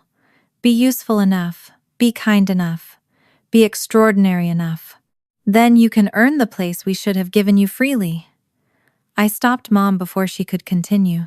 Rosie did not need to prove anything by being a good sister. She would still be our daughter if she were impatient, difficult, selfish some days, bad at helping with toddlers, or terrible at remembering birthdays. Love was not payment for good behavior. Mom's expression tightened. Not anger exactly. Resistance. She still wanted some quality in Rosie to justify changing her judgment. That was the last part she had not understood. Rosie did not need a justification. Mom looked toward me and asked when she might meet the quadruplets properly. The question was predictable enough that I had prepared an answer. I told her contact could be considered over time, but there was no separate path to Grant, Silas, Evie, and May. If she wanted a place in our family, she would have to learn to treat Rosie as my daughter without qualification, and Mason and Chloe as children who did not deserve to lose love because adults had lied around them. That last part visibly bothered her. The twins were still the place where her beliefs were most exposed. She could now force herself to call Rosie her granddaughter because Rosie was standing in front of her, and because 5 years of consequences had made the cost of refusal obvious. Mason and Chloe were harder. They had been the symbols she loved most. Then DNA had taken away the symbol while leaving the children exactly the same. Mom did not argue. But she did not agree either. That was enough information for me. Dad said something quietly before the meeting ended. He understood that repair could take years. Maybe longer. He said he had spent 5 years helping create the distance and had no right to decide how quickly it disappeared. Mom looked at him. The surprise on her face told me they had not reached the same conclusion together. That mattered too. For most of my life, Dad had supported Mom's definitions, because doing so kept the household simple. She said who belonged. He supplied property, money, and authority behind the decision. Now, for the first time, he was beginning to separate himself from the system rather than simply apologizing for one bad night. It did not make him safe overnight, but it was movement. When we stood to leave, Mom tried to turn the moment into something more final than it was. She wanted a hug from Rosie. Rosie hesitated. Then she offered one briefly. That was her decision. Not forgiveness, not restoration. A hug. Nothing more. On the drive home, I did not ask her whether she thought the meeting had gone well. There was no score. Rosie watched winter trees past the car window until Graham asked whether she wanted food. She did. That was the end of the conversation for the day. When we got home, the quadruplets met Rosie at the door with 4 unrelated emergencies. Evie had a drawing she needed judged immediately. Grant insisted somebody had moved a toy he had left in the middle of the hallway. Silas wanted Rosie to help him find a missing piece from a puzzle, and May had somehow decided Rosie's chair was the best place to stack 3 books. Rosie stood there for a moment, with her coat still on, and looked overwhelmed in the most ordinary way. Then she told Grant to move his own toy, promised Evie she would look at the drawing after she took off her shoes, and reclaimed the chair from May without apology. Graham caught my eye over the children's heads. Neither of us mentioned the cafe. Rosie had spent years learning that other people's feelings could push her out of her own space. That afternoon she came home from confronting the people who taught her that lesson, and immediately resumed being a sister, a daughter, and a 13-year-old who expected her chair to still be there. Healing, I had learned, often looked disappointingly ordinary from the outside. Months passed. By spring 2027, the consequences of the 6 reports had reached a real resolution. Adrian and Bianca's divorce had taken months because parenting, money, and property could not be untangled in one emotional night. Adrian never sought to erase his legal fatherhood of Mason and Chloe, and the parenting plan preserved the continuity the twins had always known. Bianca remained their mother with appropriate parenting time. The traceable marital account spending connected to the 2020 overlap was addressed in equitable distribution through a proportionate financial adjustment, rather than a punishment for adultery. The townhouse remained Adrian's separate property because Dad had deeded it to him alone in 2021. Bianca moved elsewhere as the marriage ended, losing the lifestyle tied to her place as the favored daughter-in-law, but not through a lock-changing stunt or fake property loophole. Adrian began leaving the townhouse behind as well, choosing a more neutral home for himself and the twins. I never asked for the house back. By then I understood that property was not what justice needed to restore. Rosie's certainty was. Adrian and I rebuilt differently, slowly. He did not begin showing up at my home every weekend, as though one choice at the legacy dinner had erased 5 years. Sometimes weeks passed without contact. Then he would send a message about the twins. Sometimes he asked whether Rosie wanted to see them. Sometimes she did. Sometimes she did not. He accepted both answers. One afternoon, when Rosie and I met him briefly, while Mason and Chloe were at an activity nearby, Adrian finally apologized to her directly for 2021. He did not blame Mom. He did not blame Dad. He said he had known about the house and had stayed silent because he wanted it. Then he said he should have stood up when she was being pushed out. Rosie listened. She did not tell him it was okay. She did not comfort him because his guilt made him uncomfortable. She simply said, "I know." Adrian nodded. That was all. Their relationship did not heal in one scene. But truth had finally replaced the excuses. My parents' consequences were quieter. They kept their money, home, friends, and routines. What they lost was authority over the definition of family. Too many relatives had witnessed the legacy dinner for Margaret's old narrative about my bitterness to work automatically. People had seen her move from suspicion to our grandchildren when Graham's paternity was confirmed, then try to distance herself from Mason and Chloe when biology changed. Dad stopped supporting her whenever she ranked children by blood, sometimes correcting her and sometimes leaving the conversation. Neither Adrian nor I allowed her to decide which grandchildren counted. Contact after the neutral meeting remained limited and structured. Dad handled the boundaries better than Mom. Margaret sometimes showed warmth and then exposed the old hierarchy in a careless phrase, losing ground again. She was not destroyed. She was simply no longer the person who controlled the door. By spring, Rosie no longer asked whether Grandma loved her. The question had stopped organizing her life. One evening, long after the legal papers were finished and the 6 DNA reports had become something stored away, rather than something shaping our days, our family crowded into the living room after dinner. Grant and Evie were arguing about whose turn it was to choose what we watched. May had found a place on the floor where nobody had invited her, and seemed perfectly satisfied with that. Silas was pressed against Rosie's side, though at 5 he had finally reached the age where he denied doing this, even while doing it. Rosie had stretched across the couch with one leg tucked underneath her, and the other taking more space than anyone else thought was reasonable. I was sorting old papers nearby when Grant noticed one of the folders. He remembered enough of the story to know there had once been a lot of testing. His understanding of the entire event was wonderfully incomplete. He knew there had been papers. He knew Grandma had been strange. He knew Uncle Adrian had been upset. Then he looked at Rosie. Did Rosie have one too? The room did not go silent dramatically. Evie was still talking. May was trying to take the remote. Silas had started leaning harder against Rosie, just to annoy her. I looked at my oldest daughter.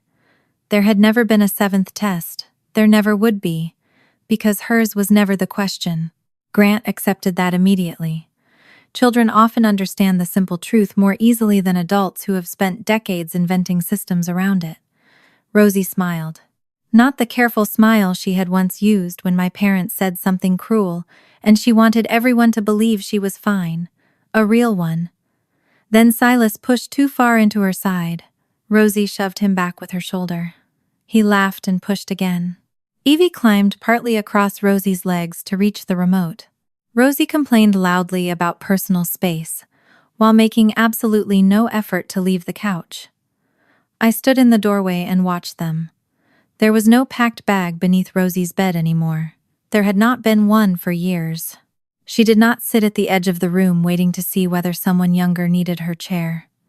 She did not automatically surrender the best seat. She asked for things. She argued. She closed her bedroom door. She occasionally forgot dishes. She could be impatient with her siblings and protective of them 15 minutes later. She had finally become inconvenient in all the ordinary ways children are supposed to be, and nobody loved her less for it. 6 DNA tests had exposed almost every lie my parents' family had built around blood. 4 proved Graham was the biological father of the quadruplets. 2 proved Adrian was not the biological father of Mason and Chloe. But none of those reports ever answered the most important question in our family. The answer had been living with us all along. It was in Graham staying. It was in Adrian, finally refusing to repeat the cruelty he had once benefited from. It was in Mason and Chloe remaining somebody's children after the truth changed. It was in Rosie pulling 2 chairs toward herself when she saw someone else being pushed away. And it was in the fact that nobody had ever needed a laboratory to tell me who my daughter was. 5 years earlier, my daughter had packed a bag because she thought love could run out of room. Now, with 4 younger siblings climbing over her and no one asking her to move, she finally knew what I should have taught her from the beginning. In a real family, nobody earns their place by disappearing.